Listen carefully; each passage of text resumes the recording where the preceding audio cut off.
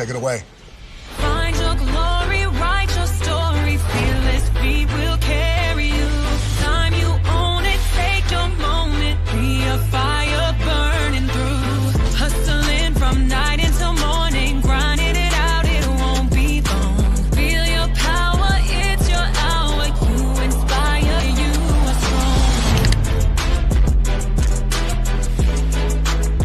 strong. Enjoy your Zoa. No applause? You're all fired. Hey, good morning, America.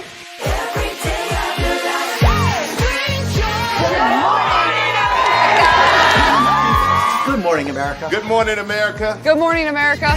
Money. Are you ready? They are ready. Covering the biggest events in the country right now. There's a lot going on here this morning. It's always a good time. That's what the show's about. That's good. Really good. Very good. Coming in hot. Jimmy coming in hot. It's far from elementary. Good morning, America. I'm not going to try to strut like Michael or anything. I have known George a long, long time. Have you ever gotten him to dance? Look at that face. You don't just see it, you feel it. I'm in. I'm in. I'm in too. I'll be there. I am here and so happy. I'm in. I'm in too. I'm in. That tells you something when Snoop Dogg's in. Michael, George, Lara, Ginger.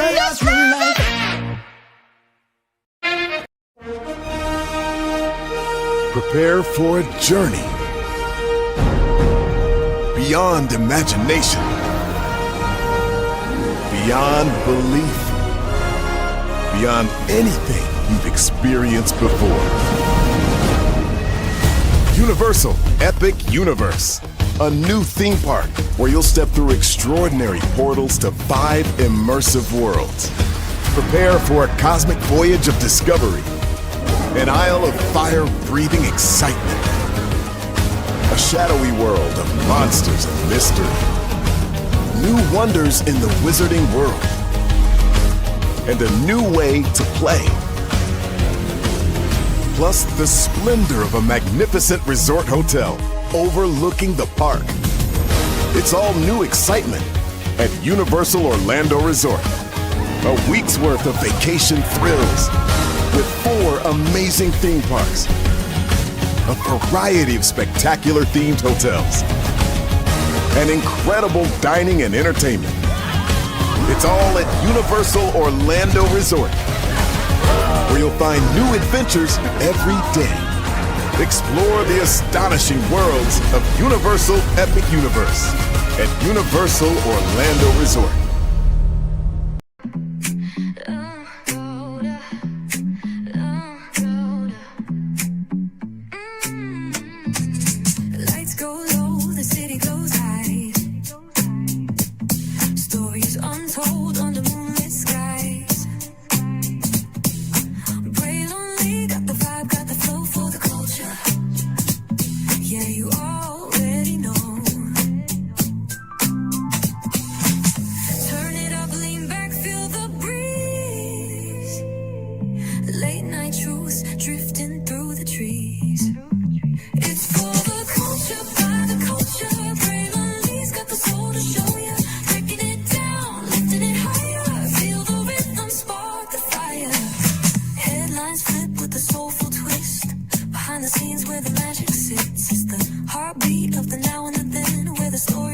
And never ends. Tune in, lean and feel the groove. Every moment, a vibe you can't lose. It's for the culture, by the culture. Braylon got the soul to show you. Breaking it down, lifting it higher. Feel the rhythm, spark the fire.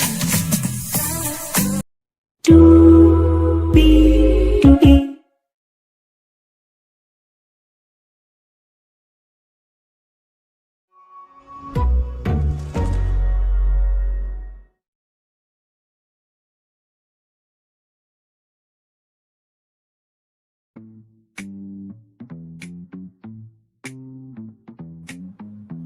Well, hello, and a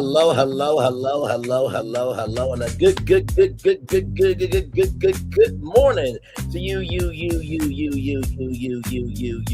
you. Welcome into another edition of Rayleigh's Virtual Tour Live. We're live on tour this Monday morning. Shout out to the 10 people that were here, 8 people, 7 people, 9 people, 4 people here now. Thank you all so much. We do have 2 breaking news stories to bring to you live this morning. But then after that, we have a story about Georgia, or destination about Georgia. If you are a Black-owned business in Georgia, you need to be here for this first destination because it's some cash going to be given out. I want you to get some, all right? Also, a health destination for you all. Y'all know COVID really never went away, and there's something you need to know, everybody. Yes, indeed. Keith Porter is a Black man that got deleted by ICE. As y'all know, Brittany, Renee Good, rather, is no longer here with us, so we will talk about that. The NAACP Image Awards is coming up. Nominations are out. We'll talk about that live. TikTok, if you are a TikTok creator, you need to know about, unless it's some dark stuff that is too heavy for you to care about, need to know about. You think it may not matter to you. I mean, if that's the case, then listen, just move on, child. It'll be fine. But for everybody else that's on TikTok, okay? And if you know somebody on TikTok, you might want to pay attention to this destination here. Jason Lee, y'all remember his scandal with that $50,000 in the Wild and Out show that he brought to his hometown, Stockton, California. We'll talk about that. And finally, Jay-Z and Beyonce doing some good in the neighborhood. What else do we expect from them? Come on, right? That being said, let's get to it. Higher is waiting, low is available, but either way, we got to go on tour. Yes, indeed, we do. Let me take down this iconic intro here. You see that virtual tour background? Yes, you do hear that virtual tour music. Yes, you do. And one thing to know, and 2 things for sure, that over here on this channel, a lot happens early. Rolling. It's a new morning for America's family. Sun's coming up, so make it all that it can be. You know a lot happens early. I'm Harry Smith. I'm Julie Chen. I'm Maggie Rodriguez. Morning everywhere. Come on, get up. I'm Russ Mitchell. And I'm Dave Price. And it's a little early for this. Right now, this it's a new morning for America's family. Sun's coming up, so make it all that it can be. You know a lot happens early. Every day's good when you're starting it out right. But whenever you start the daylight, and a lot happens early. Can you feel it when I say? Good morning, everybody. Are you girls ready for the Jonas Brothers? We have an early show exclusive. Yes. A lot happens early. Dirty. Early. A lot. A lot. A lot happens Early. The Early Show, weekday mornings on CBS. It's a new morning. Yes, it is. Julie Chen Moonves is a new morning to Russ Mitchell, Dave Price, Harris Smith, and Maggie Rodriguez. You're absolutely right on this channel right here. A lot happens early. Good morning, everybody. And by the way, shout out to Ro from Hard Hustle Houston. She just posted to not Facebook, child. She posted to YouTube a short, and she just responded to me. So hopefully me and Ro from Hard Hustle Houston will do a interview very, very soon. And we're waiting for season 2, child, because we need some content, because there are other people that all they can do is be connected to one person, can't do nothing else. Listen, everybody got to get in where they fit in, but listen, at the beginning, middle, end of the day, I do believe there are channels that they do cover a lot more than others, but that doesn't mean they're not intelligent. That doesn't mean they're not informed. That doesn't mean they don't stomp the yard for what they do. But I do believe, in the words of Dr. Martin Luther King Jr., our lives begin to end when we become silent on the things that matter. But God forbid if something happens and you don't want us to be silent about something that happens to you. Okay? All right. Moving on. Let's get to it, everybody. So we're going to start off with this breaking news because I was getting ready for the show, getting ready for the tour, getting ready for the live stream. And y'all, tell me why I saw this morning. I'm just like, are you serious? Are we really doing this shit? Yes, breaking news. David Ellison takes Warner Bros. To court as Paramount launches proxy battle over Netflix bid. Bruh! Are we really doing this shit? Are we really doing this shit? Are we really doing this shit? dude, Netflix won. It's all good. Like, stop it. Stop it. Stop it. Y'all got plenty of stuff that Paramount to work on. And this is the damn problem of all these mergers and acquisitions. When you start buying up your competition, it eliminates the accessibility and the potential profitability, not just of financial capital, but of social capital for content to be seen in many different ways and to be reached by many different audiences. So you're taking them to court because they rejected you? Really? Really? Really? Okay, let's get into it, y'all. This don't make no damn sense at all. Here we go, y'all. David Ellison takes Warner Brothers to court as Paramount launches proxy battle over Netflix bid. Ellison's Paramount is suing for grave financial disclosures to Warner Brothers shareholders. Paramount is up against fight for Warner Brothers Discovery. I'm sorry. You're taking them to court because they rejected you. This is all that is. In a letter to Warner Bros. Discovery shareholders Monday, Paramount CEO David Ellison said his company has filed suit against Warner Bros. Discovery in Delaware seeking grave financial disclosure of the Netflix deal. Really? Bro, they did a whole investor call the morning of, okay? They put out a whole deck that we reviewed live the morning that they did it. Now, of course, you know, they gave the public the numbers that, you know, we needed to know. But of course, the internals, that's going to be for the industry, of course, right? So, but bruh, really, like, they did what they did. You came out with $108 billion, you know, offer. Your dad and a $40 billion irrevocable guarantee, and they rejected it. It's okay. Like, bruh. Like, this is just bad. This is just bad. Additionally, Ellison said his company plans to nominate his own slate of directors for Warner Bros. Discovery board who believe they will vote against the deal with Netflix. After repeated attempts, Paramount has stuck with its $30 per share tender offer for Warner Bros. Discovery and has argued that its all-cash bid remains superior to the deal that Warner Bros. Discovery signed with Netflix. Warner Bros. Discovery board rejected Paramount's latest bid, which included a personal guarantee from Oracle founder Larry Ellison, saying that it still did not address all their concerns. Rather,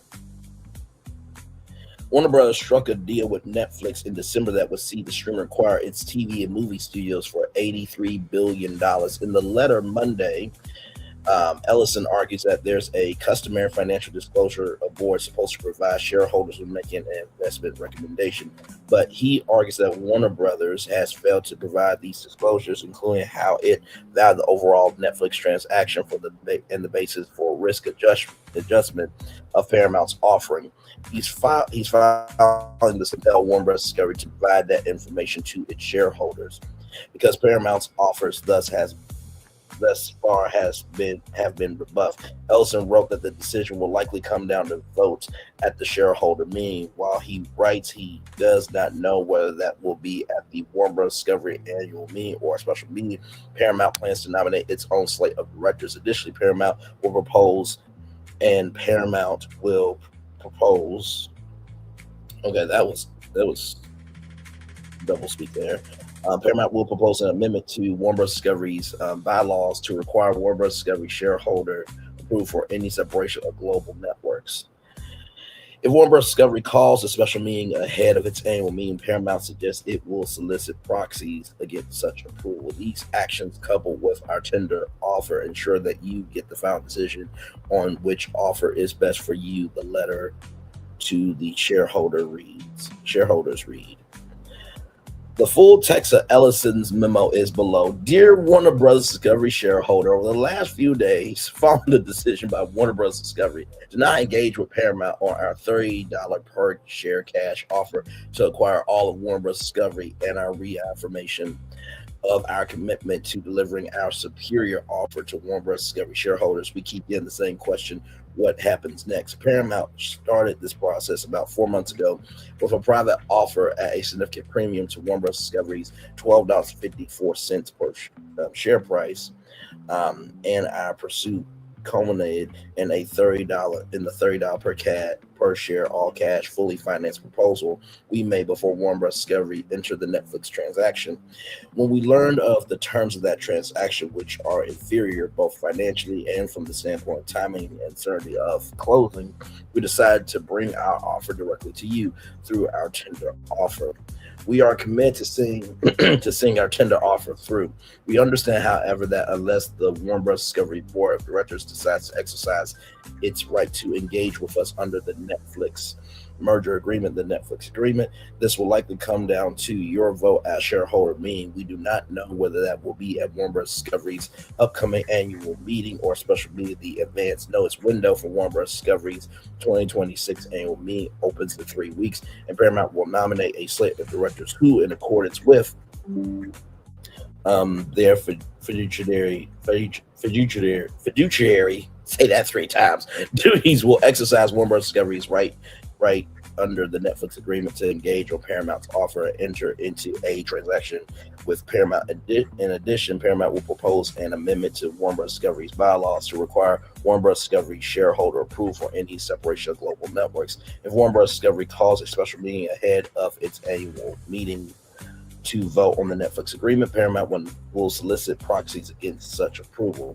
These actions, coupled with our tender offer, ensure that you will get the final decision on which offer is best for you. Warner Bros. Discovery has provided increasingly novel reasons for avoiding a transaction with Paramount, but what it has never said because it can't, it is that the Netflix transaction is financially superior to our actual offer. Our $30 per share in cash is simply more than Netflix's complex multivariable consideration comprising of a $23.25 in cash, plus B, a number of Netflix shares currently worth $4.11 at Friday's close, plus C, the to-be issued global networks equity, which we have analyzed as having zero equity value. In addition to not disclosing the value of the soon-to-be issued global network spinoff, Warner Bros. Discovery has not disclosed the mechanism by which any debt transferred from global networks to the streaming studios segment reduces the cash and stock consideration payable to you.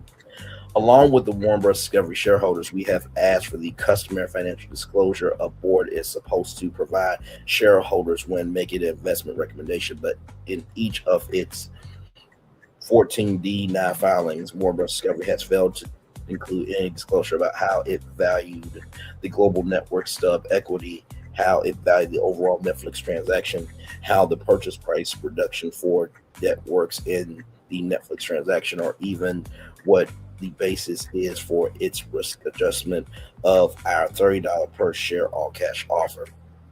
Warner Bros. Discovery shareholders need this information to make an informed investment decision on our offer. Importantly, Delaware law has consistently required that such information be provided to shareholders following the process described under Delaware law.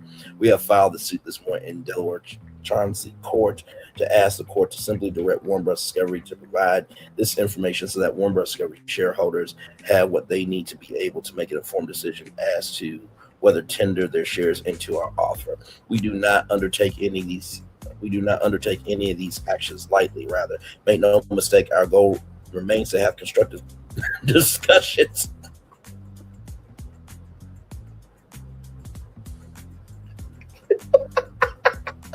I'm sorry. Listen, even Disney is not this bad, and I drag Disney. Okay, I do. I'm gonna try to be better than Disney this year because my sister asked me, could you, take your foot off the gas on Disney? They're trying, Braylon. They're trying, but even Disney is not this bad. Like oh my. Okay. My Lord, make no mistake, our goal remains to have constructive discussions with Warner Bros. Discovery's board to reach an agreement that is in the best interest of the Warner Bros. Discovery shareholders. Our objective from the moment we approached Warner Bros. Discovery was for a collaborative negotiation and successful transaction that would be a win for both companies, both shareholder groups, and all stakeholders. We remain perplexed at Warner Bros. Discovery never responded to our December 4th offer, never attempted to clarify or negotiate any of the terms in that proposal, nor traded markups of contracts with us.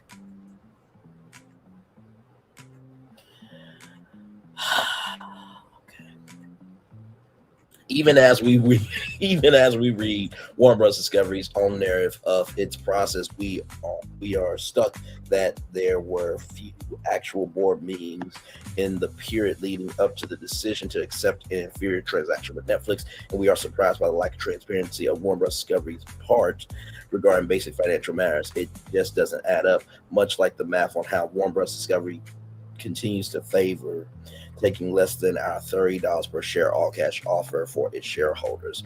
The best outcome for you and for us would be if Warner Bros. Discovery's board would exercise the right it has under the Netflix agreement to engage Paramount. If it does so, we will be open and constructive to secure the best path forward for Warner Bros. Discovery and each of you. We have demonstrated our willingness to listen carefully to any feedback we receive from Warner Bros. Discovery's board and to respond by offering reasonable solutions, that remains our mindset and approach. I believe in our vision for how we can bring these great companies together and deliver for consumers, the creative community, and of course for you. Paramount is committed, my family is committed, and hopefully this helps answer the question of what's next. Sincerely, David Ellison, Chairman and Chief Executive Officer of the Paramount Skydance Corporation. I can't. Really, oh God, bruh, you do realize that even if they do all this, they still got the right to reject you, right? Like I said, Disney is not even this bad at all. Like, I think about when BET was up for sale, and I think about Tyler Perry and Byron Allen, and then I think about Shaquille O'Neal, Kenya Barris, 50 Cent, right? And I think of Group Black, which I've covered Group Black in the breakdown of Group Black.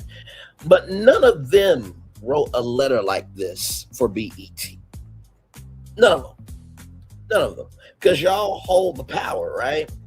But also, too,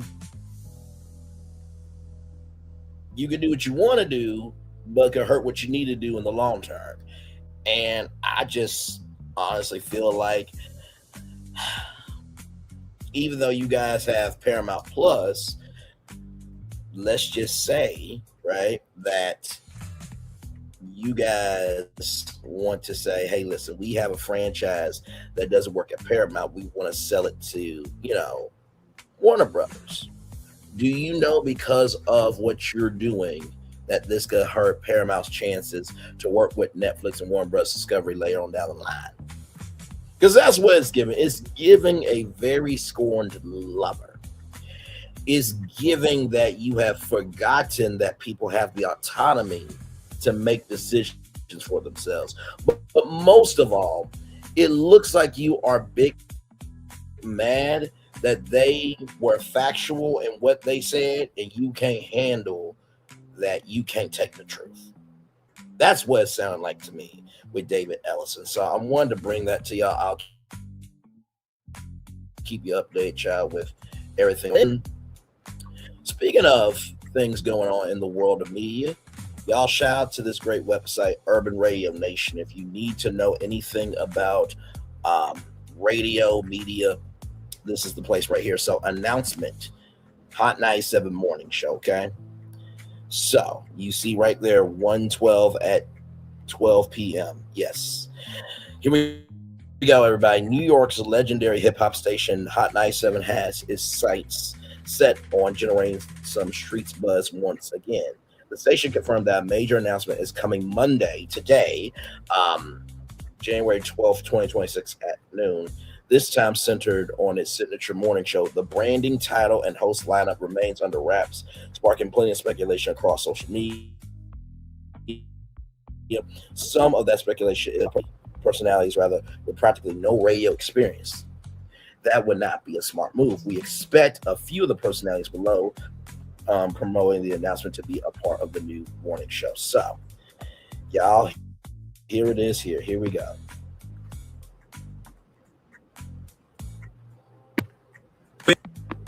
Hold on. Stop scrolling. I know. You guys are waiting. You want to find out who the Hot 97 Morning Show crew is going to be? Monday, January 12th at noon. You're going to find out who the next Hot 97 Morning Show is. So that's the big announcement. While others think Hot 97 should bring someone back from the past, for decades, the morning show style Hot 97 has been one of the most influential voices in hip-hop culture, formerly headlined by figures like Miss Jones, Star, and Buck Wild, and Ed Lover. Each defined different eras in the station sound, but today's radio landscape looks very different. Gen Z and millennial listeners are more digital, socially plugged in, and less likely to rely on traditional morning radio for their hip-hop fix. That reality makes it increasingly likely that Hot 97 will turn to a fresher, younger on-air personality rather than reviving a name from the past. Industry observers suspect the next voice of Hot 97's morning show could come from inside the building rather than from the outside. Names circulating radio circles include DJ Camilo, Mike Medium, Drewski, and the Tri-State of Mind Saturday Morning Crew, each of whom already has a connection, if not to the station's audience, but with their followers on social media, which can drive listeners to the station. All of those options reflect a clear direction toward the next generation. None of them carry the baggage or nostalgia of the New York shock jock era, and all understand the language of viral culture, real-time engagement, and brand collaboration that defines audiences today. Whether Hot 97 crowns a familiar station personality or entirely new face or faces, Monday's announcement is poised to mark a transition towards the future. The only certainty right now, when noon strikes on January 12th, all eyes and ears will be on Hot 97. The last time Hot 97 made an announcement, it caused a buzz and more from New York City listeners who thought these guys and gal were going to hold down the morning show. So y'all remember when Milagro Grams was giving an underhanded compliment to Amar Wiggins? And I told y'all that Hot 97 TV was going to be a thing. So this is the Atlanta edition of it. So it looks like they're going to be doing a Hot 97 network. So it's 11:27 a.m. So soon as they make the announcement, we will go live to this. Let me bring up Hot 97. Like I said, I normally don't listen to Hot 97, but because this is live in real time, I feel like, yeah, we should listen. You know what I mean? So I got the Listen Live tab on.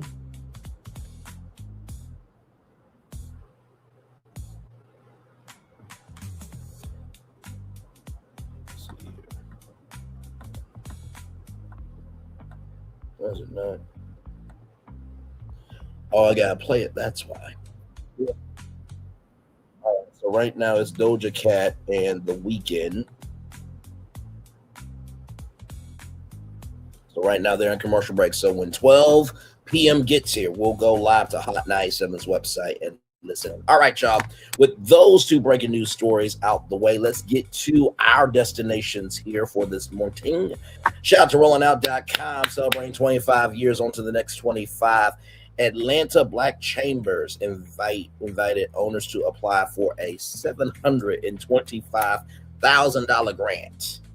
Let me zoom in on that. Yeah, $725,000. $725,000. Okay. All right, let's get into it. Under the leadership of President Melvin Coleman and Board Chairman Marquis Tate, the Atlanta Black Chambers continues to demonstrate how visionary governance, strategic partnerships, and disciplined execution can translate advocacy into tangible economic outcomes for Black-owned businesses across Georgia. Opportunity met intention at the Atlanta Black Chambers 2026 ABC kickoff, and this time the door is officially open. In a moment that blended celebration with tangible economic action, the Atlanta Black Chambers announced that applications are now open for a $725,000 small business revitalization grant administered through the Advancing Black Businesses Foundation. The funding is designed to support small businesses across Georgia, particularly those in historically underserved, under-resourced, but also underserved communities as they still navigate the long-term economic effects of the COVID-19 era. While the evening honored the Member of the Year and Business of the Year finalists, legacy leaders, and trailblazing entrepreneurs, the headline moment was precise. This wasn't just about recognizing excellence. It was about funding recovery, stability, and growth for Black-owned businesses ready to take on their next chapter. So here's how you apply, okay? How to apply for the $725,000 small business grant for business owners looking for more than inspiration and ready for real support. The opportunity is now. The Advancing Black Businesses Foundation, ABBF, is deploying $725,000 in small business revitalization funding to qualify businesses across Georgia. These funds are a part of a broader $2.1 million allocation awarded to the Georgia Coalition of Black Chambers through the American Rescue Plan Act, with the explicit goal of helping small businesses recover, rebuild, and reposition for long-term success. Eligible businesses are encouraged to carefully review the requirements and apply for funding while it is available. The grant is intended to provide meaningful relief, supporting operational stability, job retention, and sustainable growth strategies. Learn more about the funding initiative and the application process. So right here, we'll go to that website. And of course, I wanted to show you guys this because at the beginning, middle, end of the day, not everybody has it like that, rather. So wanted to definitely showcase some light stuff, since allegedly all I cover is dark stuff, apparently. But I'm about to get to 1 million views. So wait, can you get to 1 million views covering just dark stuff, or would it be a combination of dark stuff that may be heavy, but that you need to know about, and you can be nuanced, emotional, and giving a fuck about people, and then showcase the light stuff that we can be more than what's talked about us, showcase that everything's gonna be okay, and also too, just to create the space to know that, hey, we got each other. But hey, what do I know though, right? Not like I've been doing YouTube for 3 years or anything, but let's roll on, child. The Advancing Black Businesses Foundation, ABBF, has been awarded a $725,000 small business revitalization SBR grant, marking a significant milestone in its ongoing efforts to support small businesses, particularly those in Black and historically under-resourced communities still recovering from the long-term economic impacts of the COVID-19 pandemic. The SBR grant was awarded for the Georgia Coalition of Black Chambers, GCBC, which received $2.1 million in funding from the Office of Brian Kemp through the American Rescue Plan at ARPA. Now, even though we all know that Stacey Abrams should be the governor of Georgia, we gotta take what we can get, especially with the society we live in today, okay? All right, moving on. These federal ARPA funds were designated to provide targeted economic relief and recovery support for small businesses across Georgia. ABBF's award reflects strong alignment with the program's objectives and confidence in the foundation's capacity to responsibly administer and deploy resources that stabilize small businesses, preserve jobs, and foster long-term equitable economic growth.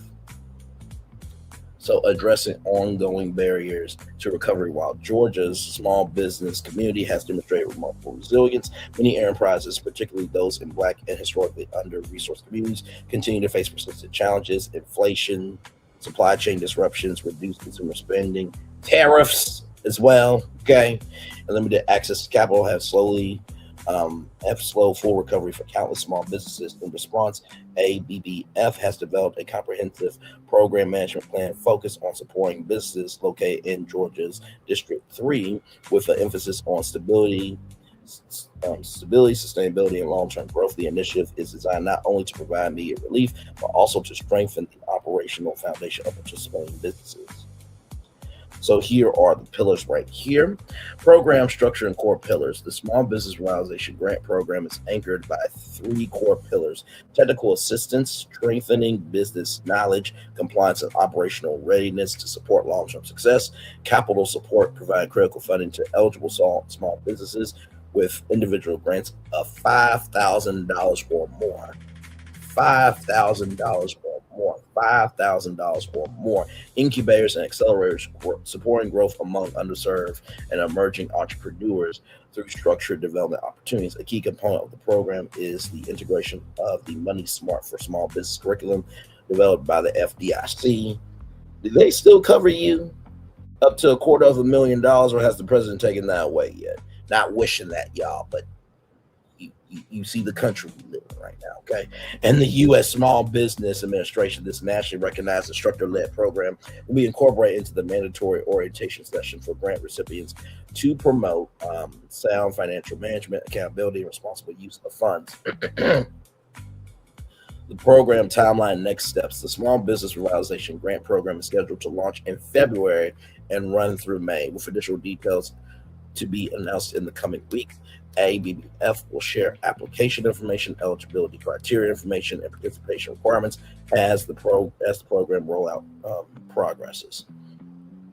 Right here about Advancing Black Businesses Foundation. The Advancing Black Businesses Foundation, ABBF, is a 501c3 nonprofit organization dedicated to fostering partnerships with the Atlanta Black Chambers, ABC, and other Black chambers across Georgia.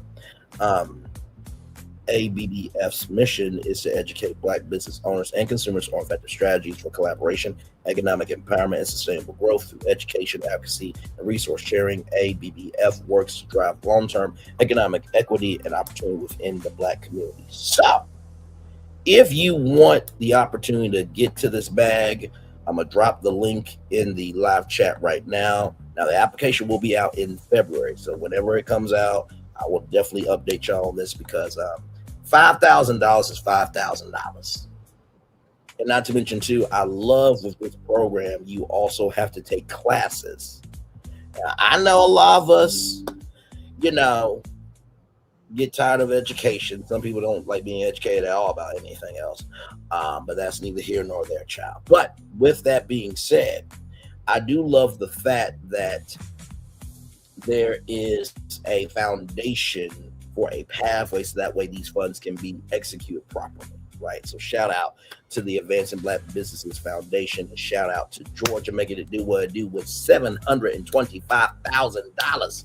That's what's up right there. Yes, indeed. All right, y'all.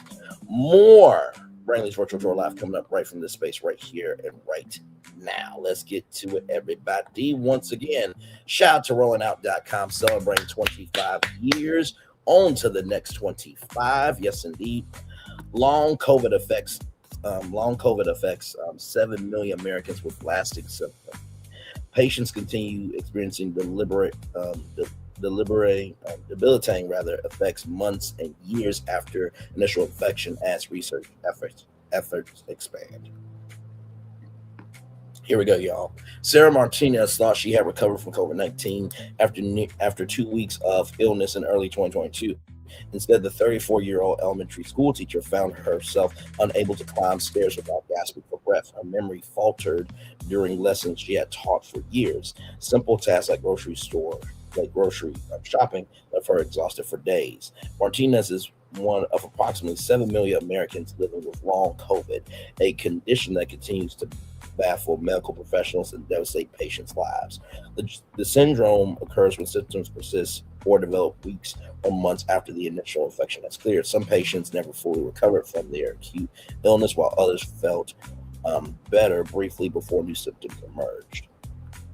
The condition affects people regardless of how their initial COVID-19 case was. Even those who experience mild infections or were asymptomatic can develop long COVID. This unpredictability has left millions of people anxious about their long-term health prospects.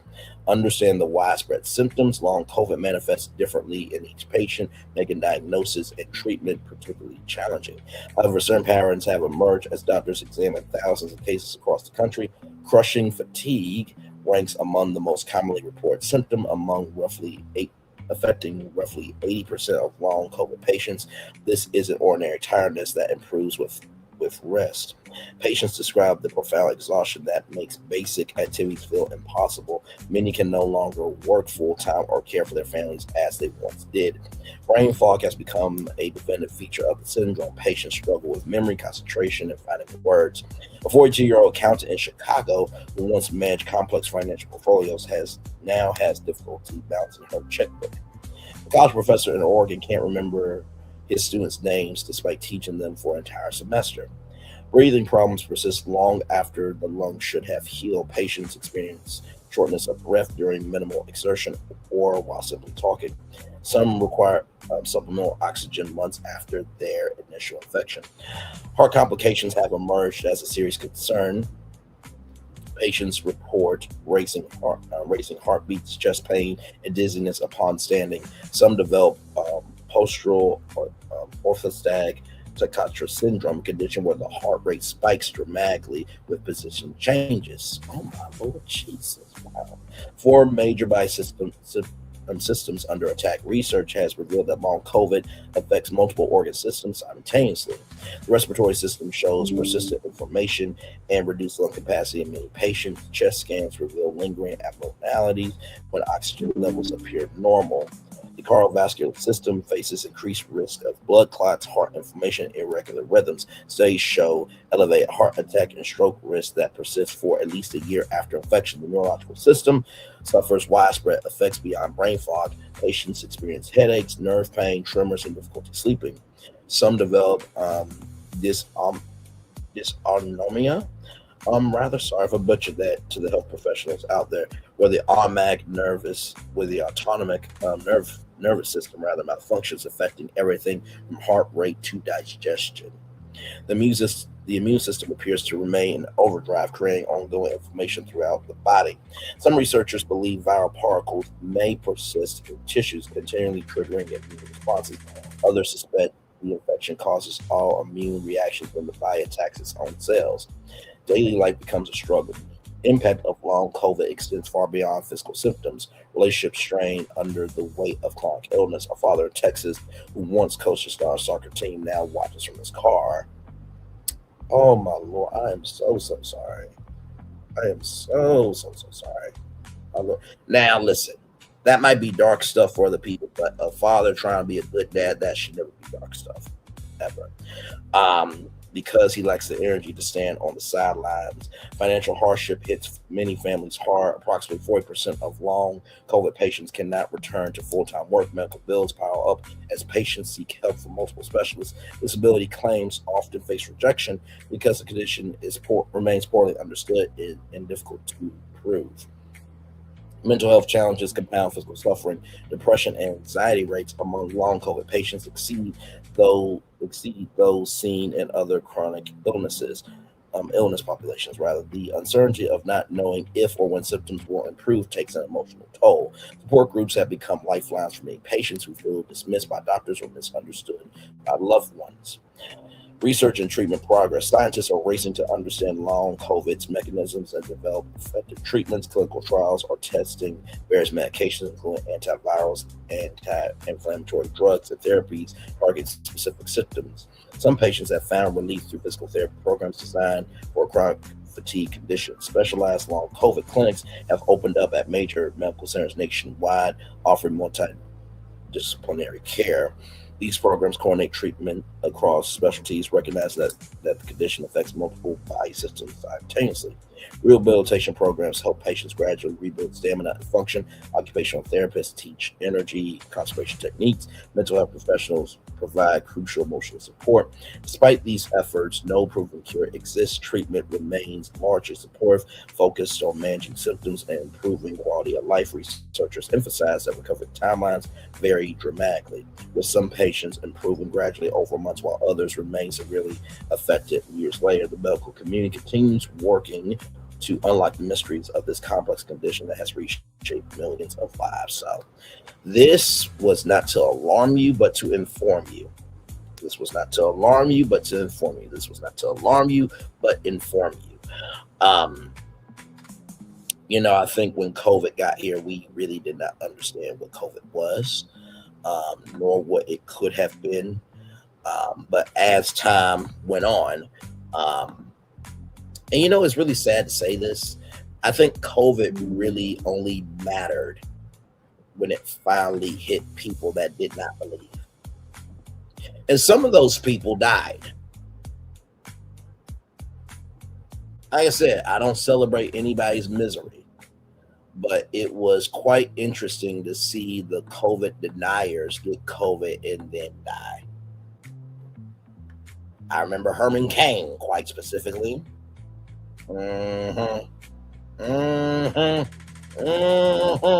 So, this is not to alarm you, but to make you aware.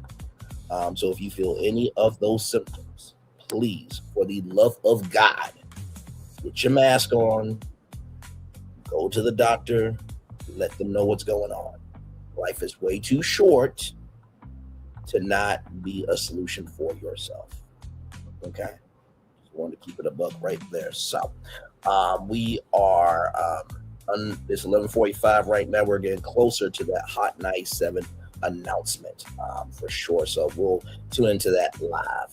But in the meantime, between time, wanted to give this woman here some love, some grace, and some space because she's saying what needs to be said. So let me do this here.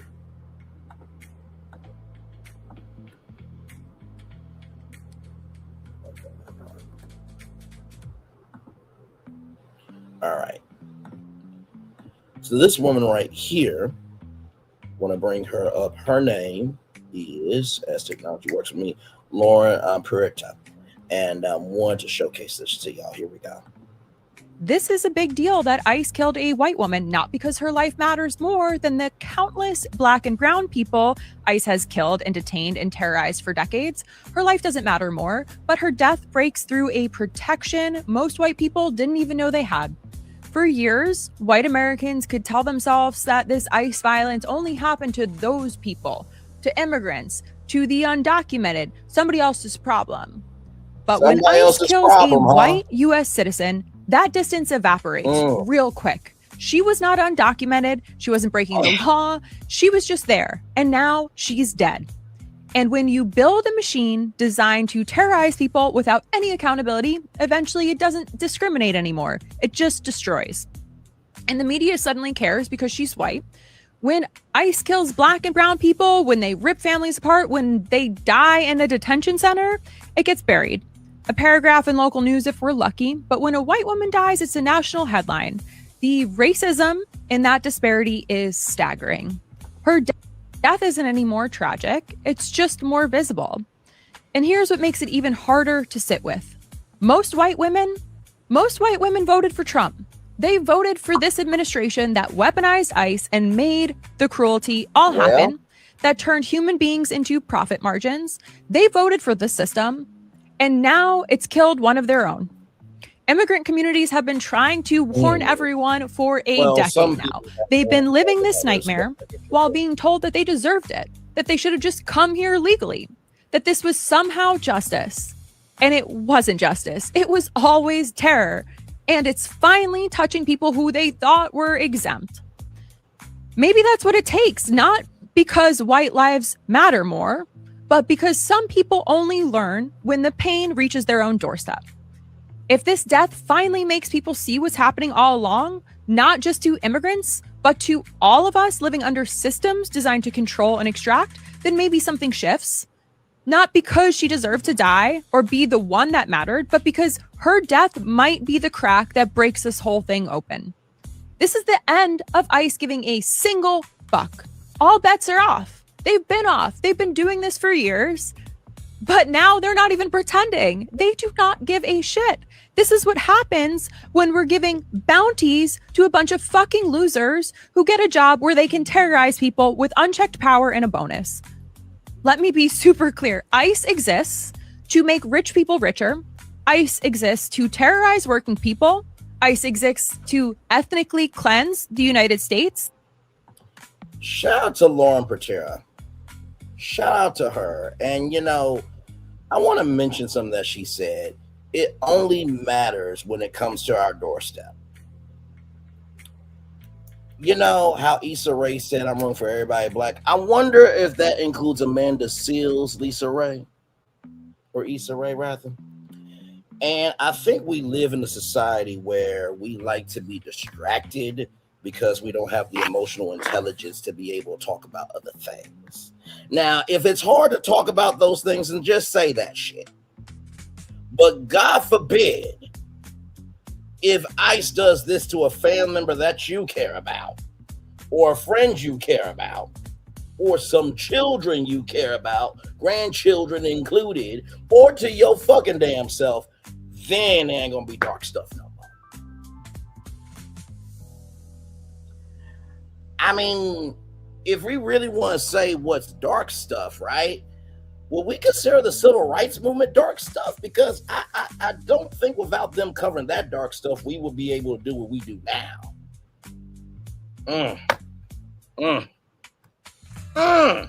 Well.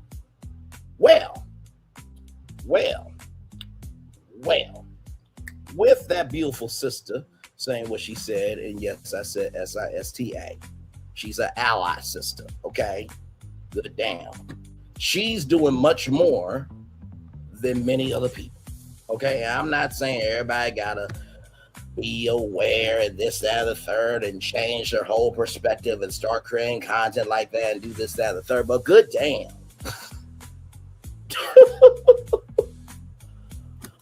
I mean, if you don't like dark stuff, then you don't like facts. If you don't like dark stuff, you don't like journalism. If you don't like dark stuff, you don't really like the activism that has been happening for years to make sure that you, I, and everybody else could have rights. There are people overseas right now fighting for us. But I guess people in the Army, Navy, and Air Force, them fighting in wars, that's dark stuff to protect us, right? I guess black nurses, CNAs, and everybody else making sure that black women don't die on hospital tables is dark stuff too, right? Okay, child, let's roll on. From blacknews.com, everybody, here we go. Black dad of two named Keith Porter deleted by off-duty ICE agent. His family speaks out. Nationwide, as protests intensify nationwide over fatal powings involving immigration and customs enforcement agents, the family of Keith Porter Jr. is again demanding justice. Porter, a 43-year-old African-American father of two, was deleted on New Year's Eve in Northridge, California by off-duty ICE agent. His death has resurfaced in public discussion amid outrage over a separate ICE-related killing in Minneapolis. According to Fox 11, the Los Angeles Police Department says that Porter was found shortly after 10:30 p.m. on December 31st at an apartment complex where he and the off-duty agent lived. Police claim Porter had been firing celebratory pals in the air with an AR-15 style rifle.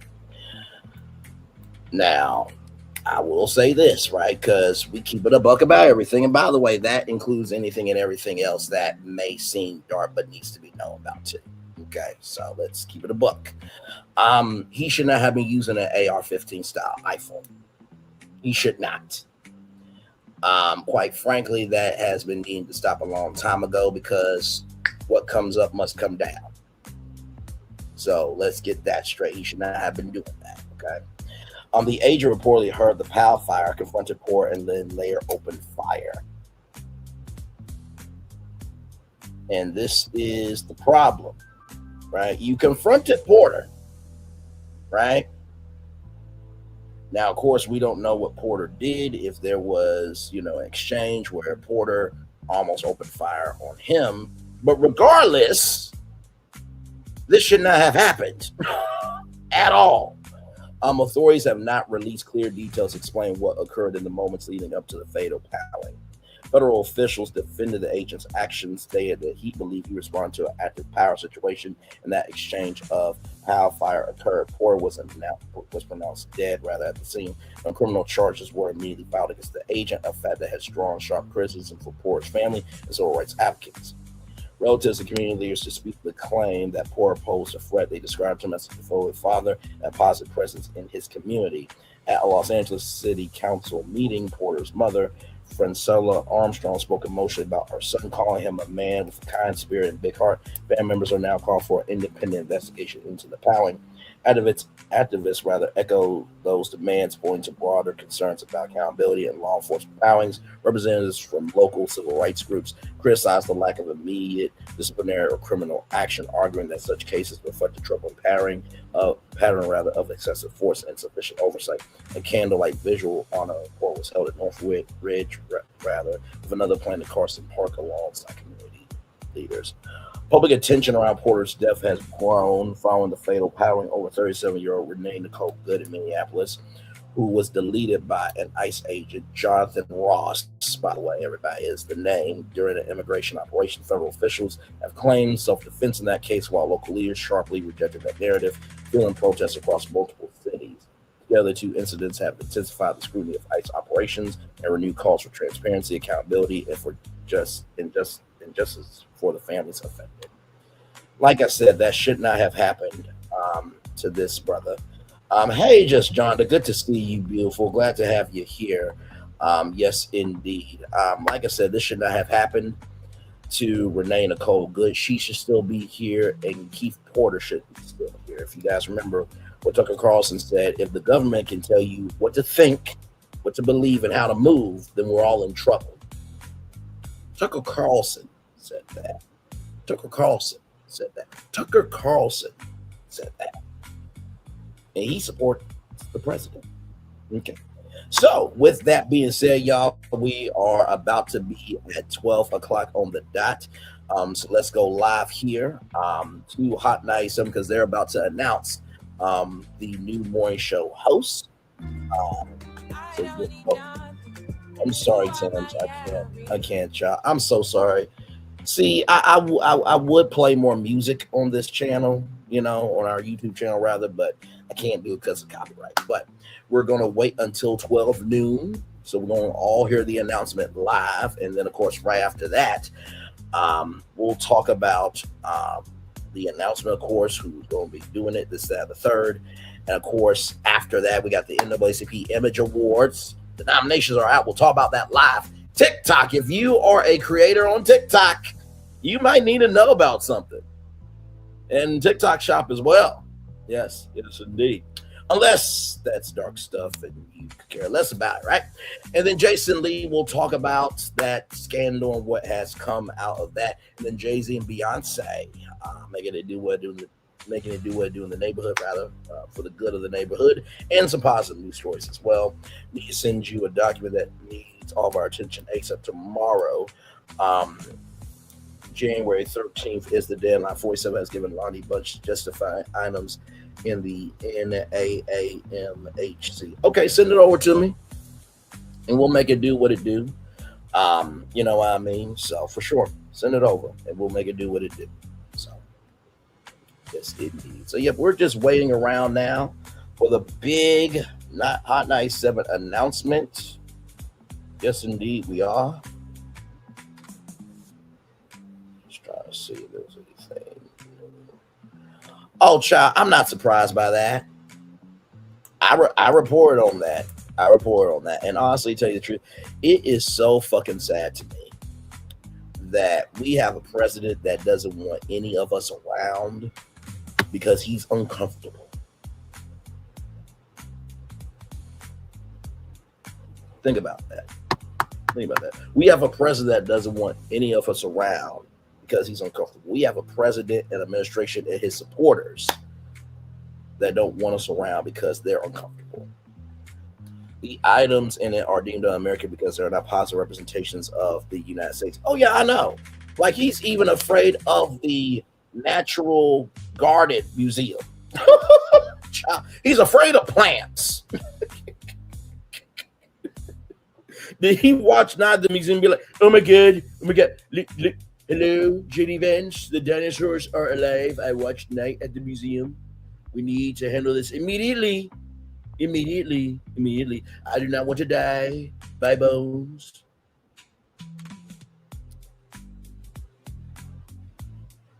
If y'all think I'm out the way for saying that, I promise you, he probably would say something just like that. So, all right, y'all. Soon as 12 noon comes up, we will go live to Hot 97. Shout out to Tim's too. I hope to see more of her in 2026. You know, she's from overseas, but the personality, the soul, the artistry, the body, child. Demetrius, you should have talked to him. Really? Okay, y'all. I'm waiting. Shout out to Kendrick Lamar as well here. Just waiting on the announcement. They said 12 noon. They said 12 noon would be the time that the announcement would be that. So.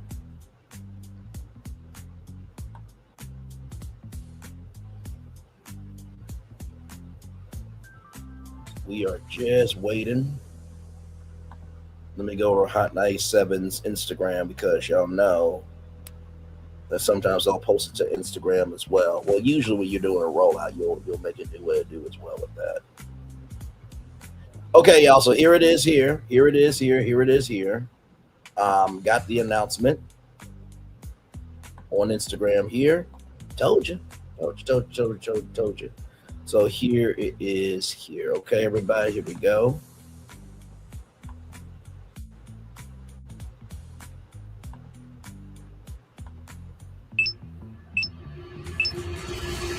Woo! Mornings with Merrill, y'all. It's your buddy Kid Merrill, the Human Direct Flap. I will be with y'all faithfully every Monday through Friday, 6 to 10. You know what I mean? The most consistent voice in your life, more consistent than your parents, which is crazy to say as a radio host. Because you might have good parents. And if you got bad parents, I'm your daddy now. Mornings with Merrill, baby. Not I'm your daddy now. That's crazy work, bro. Now wait a minute. I feel like I've seen Merrill before. Like, is he from West Coast? Let's see. He said, I'm your daddy now. That's crazy word.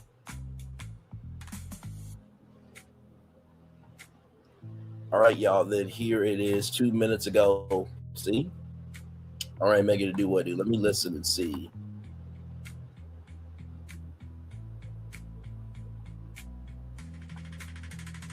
Okay, it's still music going on, child. So I'll just show you the press release here. Here we go. Media Co's Hot 97 launches new morning show, Hot 97 Mornings with Merrill, premiering Tuesday. So premiering tomorrow on January 13th from 6 a.m. to 10 a.m. The Kid Merrill brings his signature voice, humor, and New York City energy to New York's #1 hip-hop station. From New York, Media Co's Hot 97 WQHT-FM, New York's #1 multicultural station, regardless of language.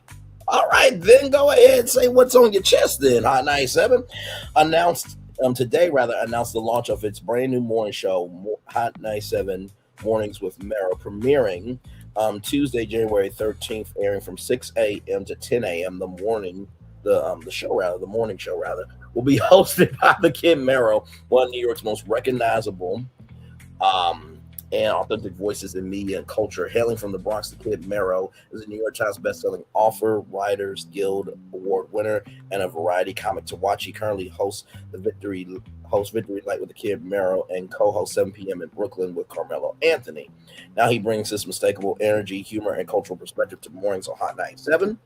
Hot 97 has always been about representing the culture of New York, and Merrill is New York. Said Kujo Sugati, Executive Vice President of Content and Growth at Media Co. He's authentic, hilarious, fearless, and deeply connected to the community. Hot 97 Mornings with Merrill is going to set the tone for every city.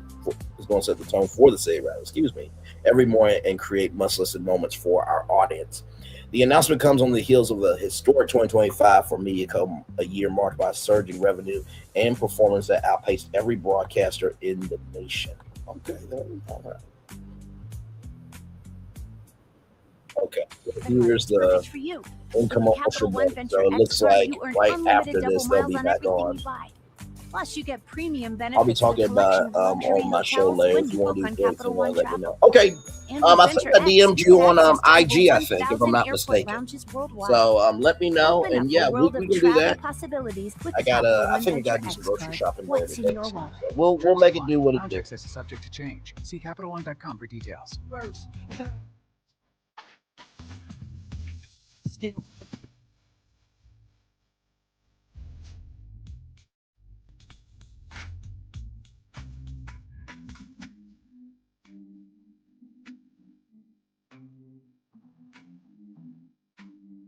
Okay, it looks like it's just me right now. Going back here, let's see here.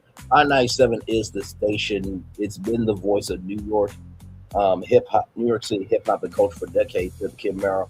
I grew up listening to Hot 97, so to get the morning slot here isn't just a job; it's a responsibility to continue that legacy while bringing it into this next era of media. We're going to laugh, we're going to get into it, but it's always going to be real and a good time. This is a new era for Hot 97, one that reflects where the culture is and where it's going, said media co-CEO Alvaro Rodriguez. As the most listened to station in hip-hop, we're proud to announce that Kid Merrill, Bronx-born comedian, cultural voice, who has captured a generation with his sharp wit and authenticity, as our new morning show host. With the continued growth of Hot 97, brand alongside Hot TV or Hot 97 TV. This is a moment for us to expand our reach and deepen our impact across platforms. The launch of Hot 97 Mornings with Merrill marks a new chapter. The Hot 97 is committed to delivering culture-defining content with film personalities across radio and digital platforms. Listeners can tune in starting Tuesday, January 13th from 6 a.m. to 10 a.m. on Hot 97 and across Hot 97's digital platform. Well, like I said, congratulations to the brother for sure. I think that this is a great thing. Now, of course, anybody who was going to apply for it, it could have been outside of New York, but also in the same token, it's like, y'all, it is what it is. You know what I mean? It was going to be somebody from New York. So congratulations to DJ Merrill for sure. And I think it's a great thing. Oh, wait a minute. Y'all, this is from, wait a minute. Do y'all remember the show? I think it was on, Showtime, I think. But it was called Jesus and Merrill. It's that dude. Oh, my God, bro. Wow. Like, no disrespect to Jesus and Merrill. I did not mean to forget about them, but like, bro.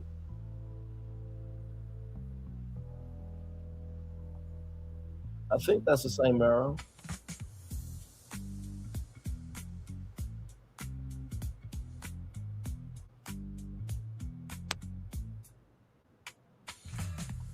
Let me make sure this is Yep, this is it. This is the Merrill right here. This show was on for 4 seasons. And okay. Oh yeah, y'all are gonna be fine. This brother has been out here in the game for a long time. For a very, very long time.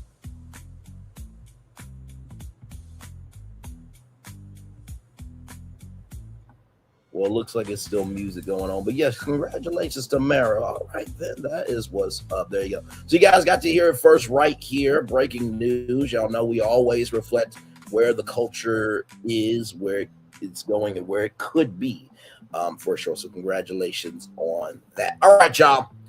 Let's talk some awards, shall we? Yes, indeed. Here we go.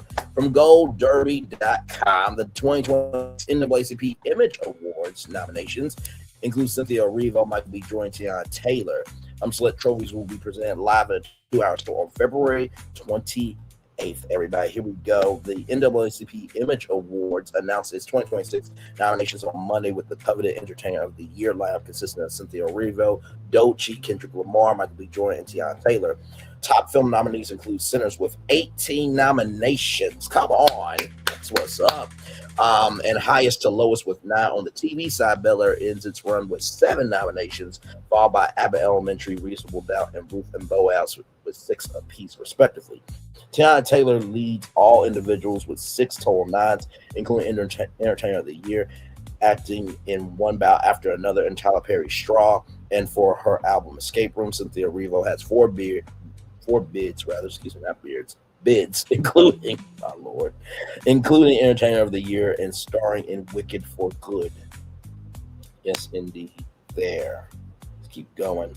For music, Kendrick Lamar topped the competition with 6 nominations, followed by Cardi B and Leon Thomas with 4 each. And by the way, shout out to Leon Thomas.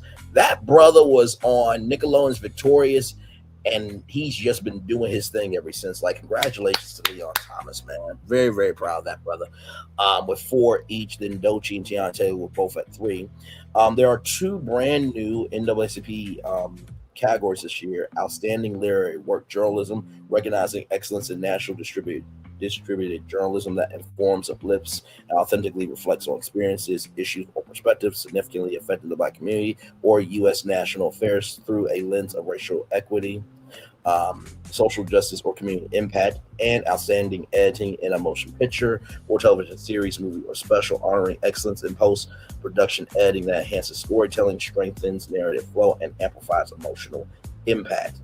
Select categories for the 57th annual award show will be televised live during the 2-hour special, airing on February 28th on BET and on CBS at 8 p.m.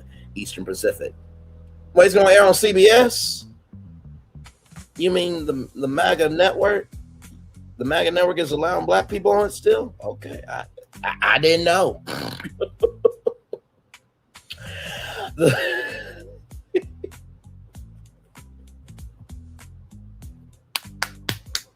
Moving on.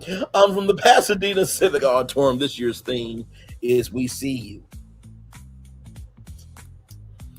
Child, some of us see each other more than others. The president ain't seeing nobody, nor is his administration, nor his sports. But that's neither here nor there. Let's roll on. Going for the winners is now open to the public at www.naacpimageawards.net. So here is the full list of nominees for the 2026 NAACP Image Awards. Entertainer of the Year: Cynthia Erivo, Doechii, Kendrick Lamar, Michael B. Jordan, Tiana Taylor. Now, if I gotta really give it, I think that Michael B. Jordan will win it because what Sinners has done for not just horror, that genre, but also too for after Chadwick Boseman passed away, which he should still be here, by the way. I think we can all agree with that. Michael B. Jordan was Killmonger in that film. And so for Michael B. Jordan to lead this thing and for people to still love it and embrace it, everything in between, I think Michael B. Jordan will win it. I would say, Kendrick Lamar, of course, he's going to be a winner regardless. Doechii, for sure, definitely has an opportunity. And like I said, I remember what Monique said, that, the Oscars are the Oscars, the Image Awards are the Image Awards. And so it's from our people. So Cynthia Erivo, child, she definitely deserves something for sure, because she threw down as Elphaba. And she has made an indelible mark on the Wicked franchise. And then Tiana Taylor, legend. So very, very well done with that category there. Outstanding Comedy Series: Abbott Elementary, ABC, Harlem, Prime Video, Survival of the Thickest, Netflix, The Residents, Netflix, Upshaw's Netflix. So first of all, shout out to Netflix for having 3 Black shows in this Outstanding Comedy Series. Harlem, I think it would be cool if they got, because their show went off the air and a lot of people were very upset. So for them to still get an accolade after the fact would be cool. I think Survival of the Thickest is on its final season. Also, to the Upshaws is on its final season. The Residents, I haven't really heard too much about that show, but Abbott Elementary is always clutch. You know what I mean? Blackish did what it did to that Abbott Elementary could rise. And you know what? Honestly, to tell you the truth, can we talk for a minute? I feel like there's going to be a spinoff series of where, we follow these kids to, middle school, high school, college, and then Life After Abbott. Like, I feel like an Abbott universe is forming. But that's just me, though. I could be completely wrong. I know that Treon Bronson said that, you know, the cast wants to move on to other things. So, outstanding actor in a comedy series, Cedric the Entertainer, The Neighborhood, CBS, David Allen Greer, St. Denis Medical, NBC, David Oello, Government Cheese, Apple TV, Mike Epps, The Upshaws, and Vince Staples, the Vince Staples Show on Netflix. I would say Cedric will probably win that one.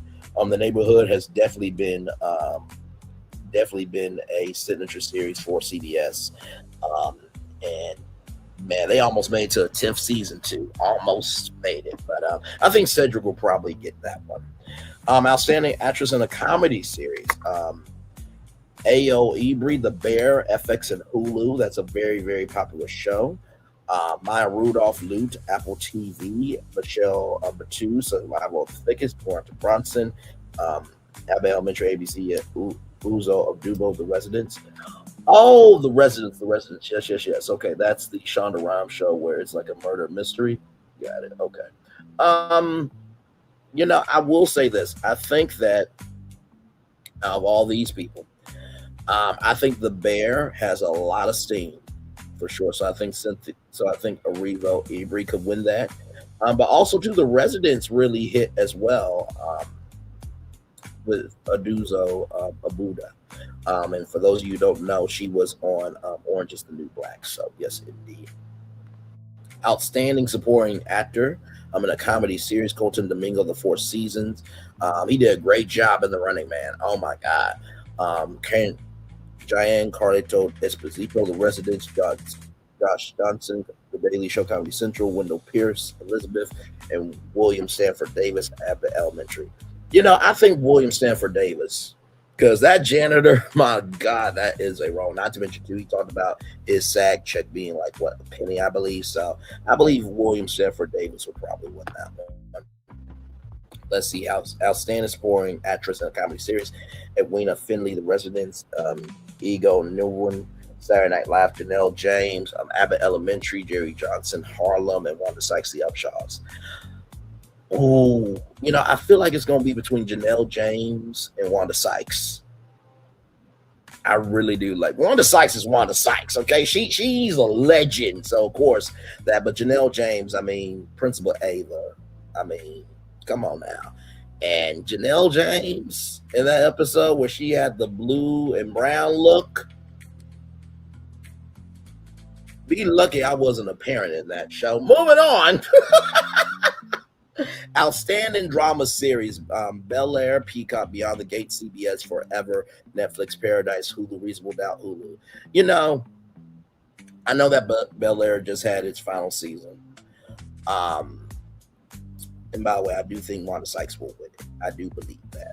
But Janelle James could be a close second. I do believe that Beyond the Gates deserve it.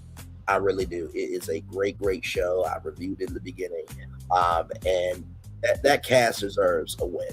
I think, you know, Paradise is amazing. I watched the recaps on that show. Great show there. You know, Bel Air is definitely going to be amazing no matter what. Forever, I think that's Marie Block's show. Block Ali show, I believe, in the Reasonable Doubt has been very popular on Hulu. But I think Beyond the Gates definitely deserves it for sure. All right, outstanding actor in a drama series. Oh man, oh man, Forrest Whitaker, Godfather of Harlem, MGM Plus, Jabari Banks, Bel Air, Peacock, Michael Cooper Jr., Forever, Morris Chestnut, Watson, Sterling K. Brown, Paradise.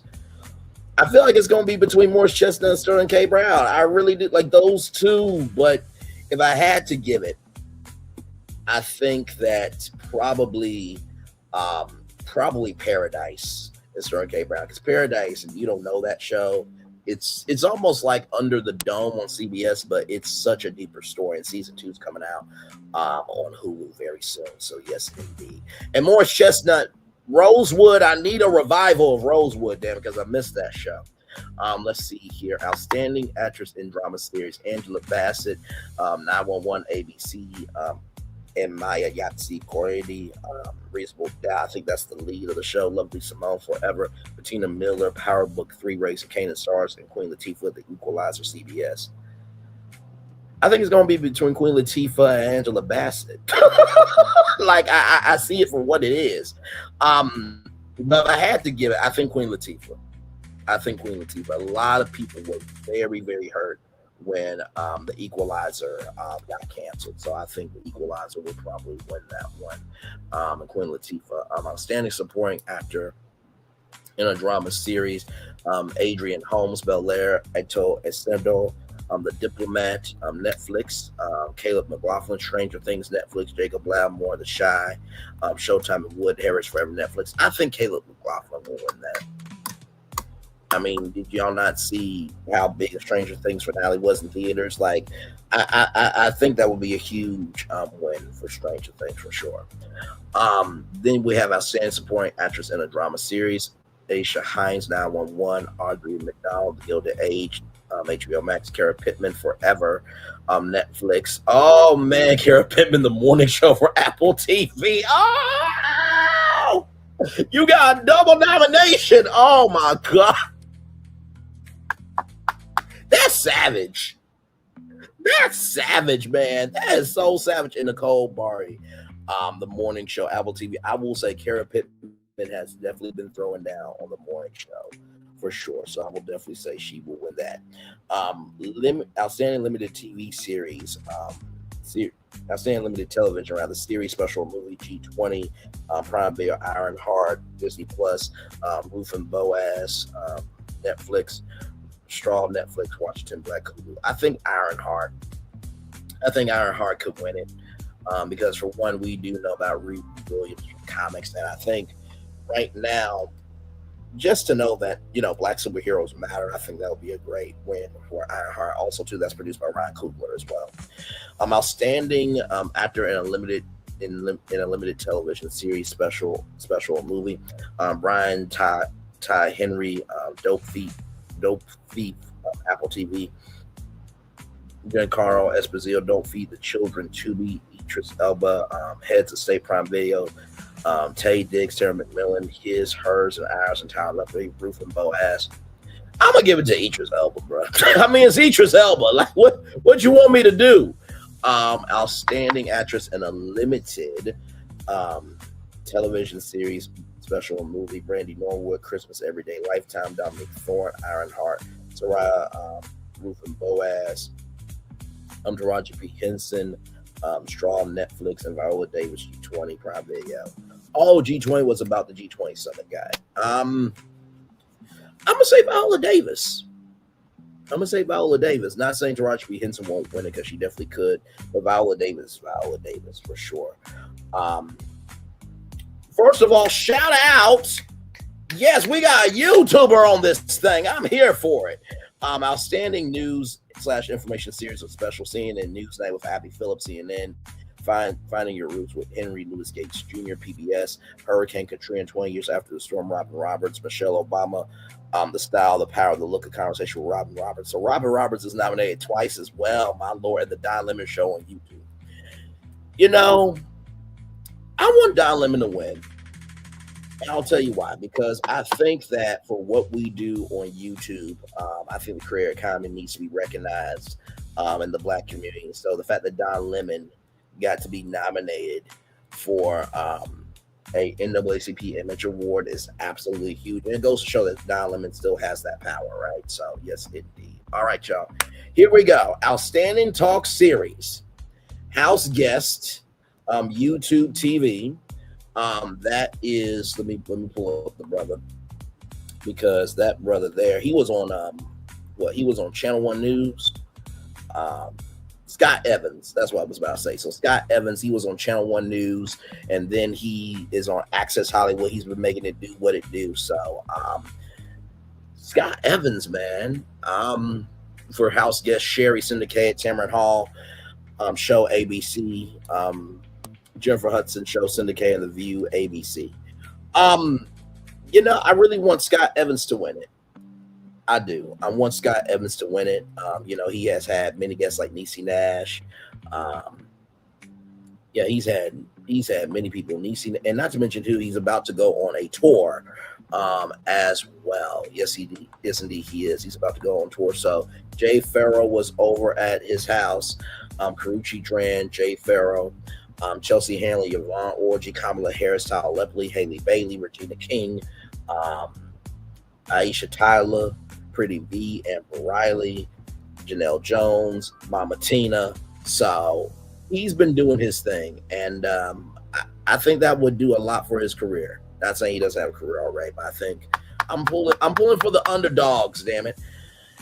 And God, if Jennifer Hudson gets that award, I'm going to fucking lose it. I'm like, we gotta do better in terms of who gets a talk show. And listen, Jennifer Hudson's an amazing singer. She's an amazing actress, right? She can act and sing. Y'all should have saw Jessie Wu in her commentary, right? You were extra on Dreamgirls. Okay, child. Okay. All right. Being very triggered right now because I hope the show is on this list does not win. Outstanding reality program / reality competition services / game show. Celebrity Family Feud on ABC, Dancing with the Stars, ABC, Full Court Press, ESPN, ESPN Plus, Love and Marriage, Huntsville, the Oprah Winfrey Network, and Ready to Love on the Oprah Winfrey Network. Now, of course, if I'm really thinking about this, I really think that probably Dancing with the Stars will win this thing because the power of Dancing with the Stars has given so many people new life. You know what I mean? So I do believe Dancing with the Stars. And not to mention, there's been plenty of black celebrities that have going on that show as well. Emmett Smith being one of them. Now, out of both own shows, Ready to Love, I think, has more of a cultural impact in terms of outstanding reality program because it's the only black love dating show on television. So I'm pulling for Ready to Love. So I think my first pick is going to be Dancing with the Stars, but my other pick will be Ready to Love. Okay? Just keeping it a buck. All right? Check. And y'all need some more shows. You really do. You really, really need some more shows because my Lord Jesus, really. Outstanding variety series with special Tiny Desk concert celebrates Black Music Month 2025, National Public Radio, HBCU Honors, BET Networks, BET Awards 2025, BET Networks, Wicked One Wonderful Night, NBC, All Sadiq, My Two Sons, YouTube / Moment PPB. I'm guessing that is a comedy special, I guess. I believe Al Sadiq is a comedian. You know what? Honestly, to tell you the truth, I want NPR to win it because y'all know that the Corporation for Public Broadcasting has been disbanded because of the president. So to see a public platform get a win would be amazing. So I'm pulling for NPR to win that one. And like I said, y'all, I could be wrong in all my predictions. These are my predictions, okay? Outstanding children's program, Eyes of Wakanda, Disney Plus, Gracie's Corner, YouTube TV, Anu Cartoon Network, Percy Jackson and the Olympians of Disney Plus, and Reading Rainbow Kids. So we cover Anu and Reading Rainbow here on the show as destinations. And you know what? I really want Anu to win. Because that is from Nigeria overseas, and they've really done a lot of good work. And shout out to Cartoon Network for putting on a show of that caliber. So I'm pulling for IU to win for sure. Outstanding performance by youth series, special television movie or limited series. Amanda Christie, It Welcome Dairy, Blake Cameron James, It Welcome Dairy, Jeremiah Fielder, the rest of it's Netflix, Leah Savick, Jeffries, Percy Jackson, Olympians, and Perry Daggs. The 6th, I think, Paradise. No, you know what? That's the 4th because the 5th is V. Okay. You know what? I'm gonna call it for It Welcome to Dairy because that has been a huge series on HBO Max. A lot of people have really rolled into that. I don't know the two individuals, but I will say It Welcome to Dairy will probably win it. Outstanding host in talk or news information news/information series and special individual ensemble. Abby Phillip, CNN News Night with Abby Phillip, CNN. Don Lemon, the Don Lemon Show on YouTube. Henry Louis Gates Jr. Finding Your Roots with Henry Louis Gates Jr. PBS. Scott Evans, House Guest, YouTube TV. Sherry Shepard, Sherry Syndicated. You know, honestly, like I said, I think Don Lemon will probably win this just because of the caliber that he is, but also too Scott Evans. I'm pulling for the YouTubers. I am. I definitely am. Here we go. Outstanding host in reality/reality competition, game show or variety series or special individual ensemble. I'm upset with y'all at NAACP because Nephew Tommy should be on this damn list. The Ready to Love, damn it. I'm just keeping it a buck. Hell, if y'all could have that wasted, decrepit, dilapidated other show from on the list for outstanding reality ensemble, then why can't you have Nephew Tommy on this list here? Just keeping it a buck. Alfonso Ribeiro and Julianne Hough, Dancing with the Stars, ABC, Barbara Corcoran, Lori Greiner, Robert Herjavec, Damon John, Daniel Lutruski, and Kevin O'Leary. Shark Tank for Moses St. John, Jimmy Fallon, On Brand with Jimmy Fallon, Kevin Hart, BET Awards 2025, BET Networks, and Steve Harvey, Celebrity Family Feud. You know what? I'm going to say Steve Harvey on this one. Because Celebrity Family Feud never goes out of style. Celebrities trying to relate to us through the biggest game show on television, Family Feud, never goes out of style. So I'll definitely have to give it that. Oh man, this hurts my heart because one of the people on this list is no longer here. Outstanding guest performance: Brandy Evans, Reasonable Doubt, Hulu, Dave Chappelle, Saturday Night Live, Janet Hubert, Bel Air, Peacock, Malcolm Jamal Warren, Murder in a Small Town, Fox Morris Chestnut, Reasonable Doubt.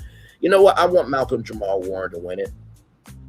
I do, because that brother still deserves accolades, even though he's no longer here with us. It just damn, that one hurt everybody in the culture, for sure. But I say Malcolm Jamal Warner for sure. Outstanding animated series: Disney Junior's Ariel, Disney Junior, Gracie's Corner, YouTube TV, Anu, Cartoon Network, Little Kev, BET Plus, Weather Hunters, PBS Kids. Once again, I'm pulling for Anu, and I know Disney Junior's Ariel, Disney on Disney Junior is huge because it's the black Ariel, right? I think Anu will probably win it for the just for the styling and the storytelling of it. But also too, if Disney Junior's Ariel wins it, I'm not gonna be mad at it either. Let's see here. Outstanding character voiceover performance for television: Anika Nani Rose, Princess Tiana, The Mighty Name, Prime Video, Oriel Abiri, Big Mouth, Netflix, Cedric the Entertainer, The Proud Family, Louder and Prouder, Disney Plus, Grayson Hollingsworth, Gracie's Corner, YouTube TV, Kyla Pratt, The Proud Family, Louder and Prouder, Disney Plus. You know, I think Kyla Pratt might win it. She's won other awards, but I think an image award for her would be huge. And of course, Anika Nani Rose. I mean, my Lord Jesus, what can't the woman do, my Lord? So I would say Kyla Pratt, but a close second would be Anika Nani Rose. Outstanding short form series or special reality, nonfiction, or documentary: College Game Day, Michael Vick, Glam Through the Ages, Key TV Network. Kiki Palmer's on the list, very good there. New Gist Live from the Front Porch, YouTube TV, Apple Music, Super Bowl 59 halftime show starring Kendrick Lamar, and the day show After the Cut, Comedy Central. I'm gonna go Kendrick Lamar.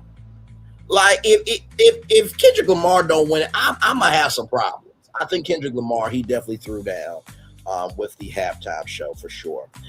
Here we go. Outstanding breakthrough creative television: Shinaka Hodge, Ironheart, Disney Plus, Daniel Lawrence Taylor, Borders, Tubi, Halu Wan, Black Mirror, Netflix, Jazz Summer Stay, and Terrence Avail Chisholm, Damascus, Tubi. Now, I know Tubi is owned by Fox and Lachlan Murdoch, right?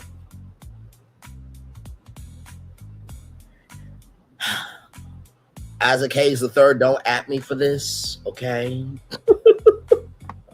But Tubi has been promoting a lot of black content, and listen, if fan base buys Tubi, I'm gonna be on it, okay? But in the same token, I do believe we can support at least those two creators, because guess what? The more that they get known, the more that maybe other free video on demand television platforms can win it. So I'm going to pull for the Tubi people. But if I had to say who I believe will get outstanding breakthrough creative, it'll probably be Hollywood from Black Mirror Netflix, because Black Mirror has been around for 8 seasons now, I believe. So Black Mirror is a very strong show for Netflix there. Outstanding supporting actor in a limited television series special movie, Glenn Turman Straw, Netflix, Jay Ellis, All Her Fault, Peacock, Rockman Dunbar Straw, Sterling K. Brown, Washington Black, Hulu, and then Rames Dope Thief on Apple TV. Oh, wow. I'm going to say Rockman Dunbar. And I say Rockman Dunbar because you guys remember that brother was in All the Family That Prays, right? And he is a great actor. I know he had his, 9/11 thing of not wanting to take the vaccine and stuff, but I think Rockman Dunbar definitely is a great actor. He deserves an award for sure. Outstanding supporting actress in a limited television series, special, or movie, Angela Bassett, 0 Day, Netflix, Lyric Ross, Ironheart, Disney Plus, Marjorie Martin, G20 Prime Video, Sherry Shepherd Straw, Netflix, and Tiana Taylor Straw, Netflix. I want Marjorie Martin to win it. I do. That young sister has been making it do what it do. I hope to see more from Genius Productions in the new year, Marjorie Martin. Okay, but yeah, I want her to win it for sure. Outstanding new artist. Okay, now I'm gonna be real with you. I don't know any of these people. Okay, I'm just gonna be real with y'all. But hey, y'all know I try to always be fair in my predictions and commentary, everything in between. Outstanding new artists. Elamini, Useless Without You, Def Jam Recordings, Lee Vasi, Love Me to Life, Capital CMG, Lita Music Group, Madison McFern, Scorpio, Mad McFern Music LLC. That looks like it's an independent label. Yes, it is. Okay. And that title is Scorpio, Manolo, Who Did the Buy, Columbia Records, and Raven Lene, Bicycle Racing, also Records. I'm going to pull for Madison McFern, Scorpio. I think an independent artist definitely needs to win the NAACP Image Award. I think that would be a great thing. Outstanding male artist, Bryson Tiller, Solace and the Vices, RCA Records and Trap Soul. Chris Brown, It Depends, featuring Bryson Tiller, RCA Records and Chris Brown Entertainment. Give On Beloved, Epic Records, Kendrick Lamar, Luther. PG Lang, under exclusive license to Interscope Records, and Leon Thomas, Mutt Deluxe Heel, Ease Mini Records, and Motown Records. I think I want Leon Thomas to win it. Kendrick Lamar is going to win something at this award show regardless. But yeah, I think Leon Thomas for sure. Outstanding female artist, Alex Isley, which I believe is related to Ron Isley, if I'm not mistaken. Hands, Warner Records, Cardi B, M.I. The Drama, Atlantic Records, Doechii, Anxiety, Top Dog Entertainment, Capital Records, SZA, SOS Deluxe, Lana, RCA Records, and Top Dog Entertainment, Tiana Taylor, Escape Room, Def Jam Records. I think SZA will win that one. She, has been with Kendrick Lamar on that tour with him, and I think that will take him there for sure. Let's see. Outstanding jazz album for Dina Lettici, Candid Records, We Insist 2025, Terry Lane Carlton and Chrissy Dachi, Candid Records, Beneath the Skin, Nina Freelon, Origin Records, Live Action, Nate Smith Native, and then Great Song, Amar Thomas Launch Ensemble, Amar Thomas Music. I like the We Insist 2025, I do like that, but the riot songs that intrigues me, and not to mention to hear an ensemble on a jazz album is huge, so I'm definitely going for that one. Outstanding gospel Christian album, Jacqueline Carr and the Legend Jacqueline Carr, Way North Music, live at Maverick City. Of course, y'all know Maverick City has teamed up with the one, the only Kirk Franklin on a huge tour that sold out all across the country. Maverick City Music, Tribal Records LLC, only on the road, live tie tribute, religious Music, Tasha Cobbs, Lennar, Motown Gospel, and the live reunion in Washington, D.C., J.J. Harrison for Praise Jamestown Music. You mean to tell me that the sister from Escape didn't make the list? Oh, damn it.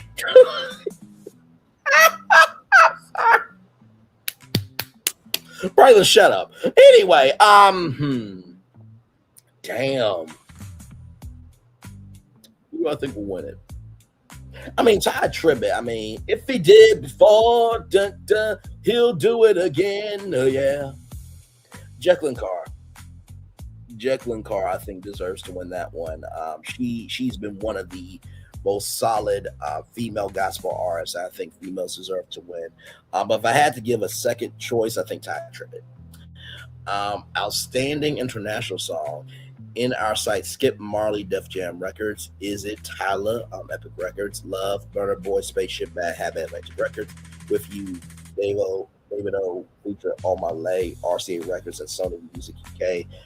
You For Me, Torrance Savage, Everything Savage, and Empire.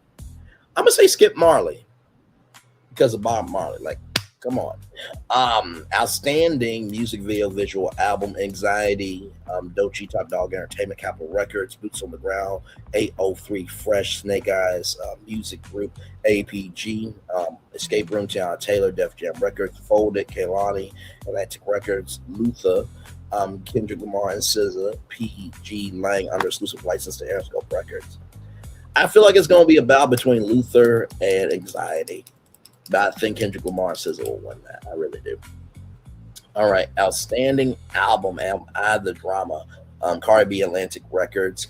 Beloved Give on Epic Records. Let God Soar Him Out. Eclipse, Pusha T, Malice, Rock Nation Distribution, Lux, Keel, Leon Thomas, M-Eazy Records, Motown Records, SOS Deluxe, Liza, SZA, RCA Records, Top Dog Entertainment. You know, I think it will be a battle between these three here: Rock Nation Distribution, Motown Records, and Top Dog Entertainment. But if I had to say who's going to win, I think probably I would say SZA.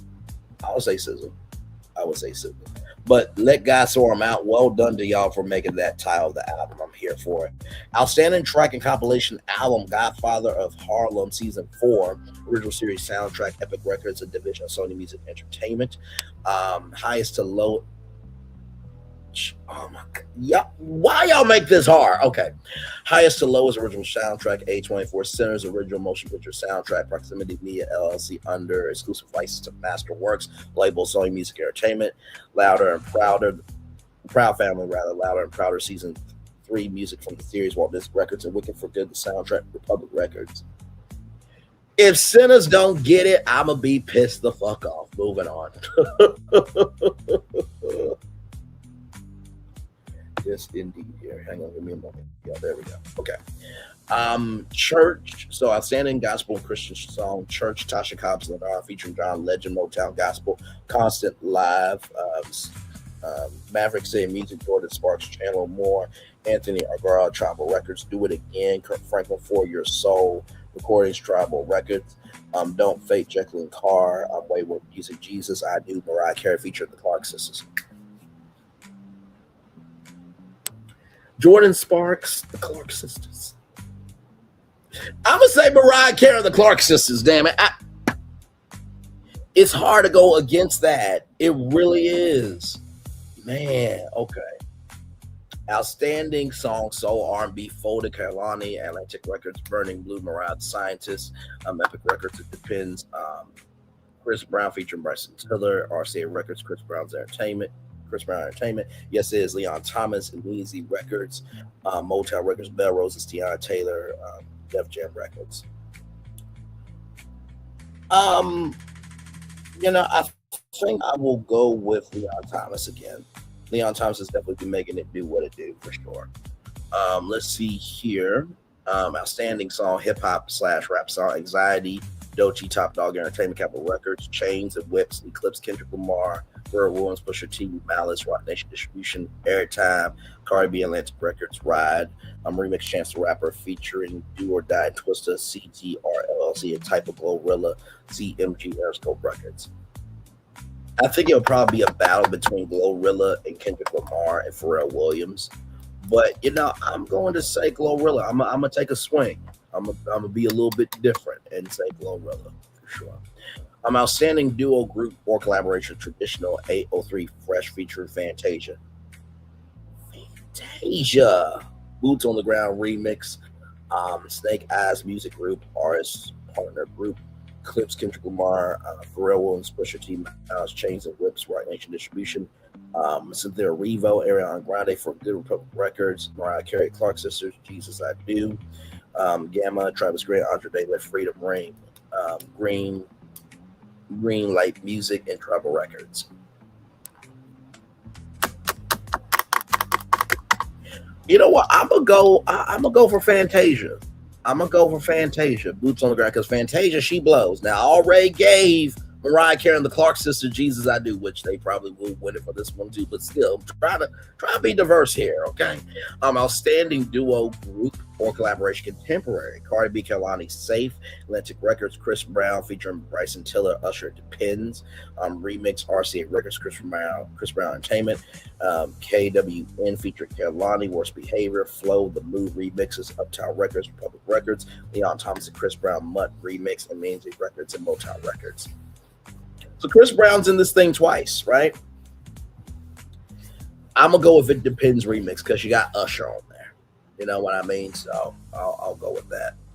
Outstanding original score for television, film, Boots, Madison Records, Massgate Records, Eyes of Wakanda original soundtrack, Hollywood Records, Marvel's Ironheart Volume 1 original soundtrack, Hollywood Records, One of Them Days, which is SZA and Keke Palmer's movie, original motion picture soundtrack, Madison Gate Records and TriStar Productions, and Centers, original motion picture score, Proximity Media LLC, which is Ryan Coogler's production company, under exclusive license to Sony Classical label of Sony Music Entertainment. I think Centers will win it.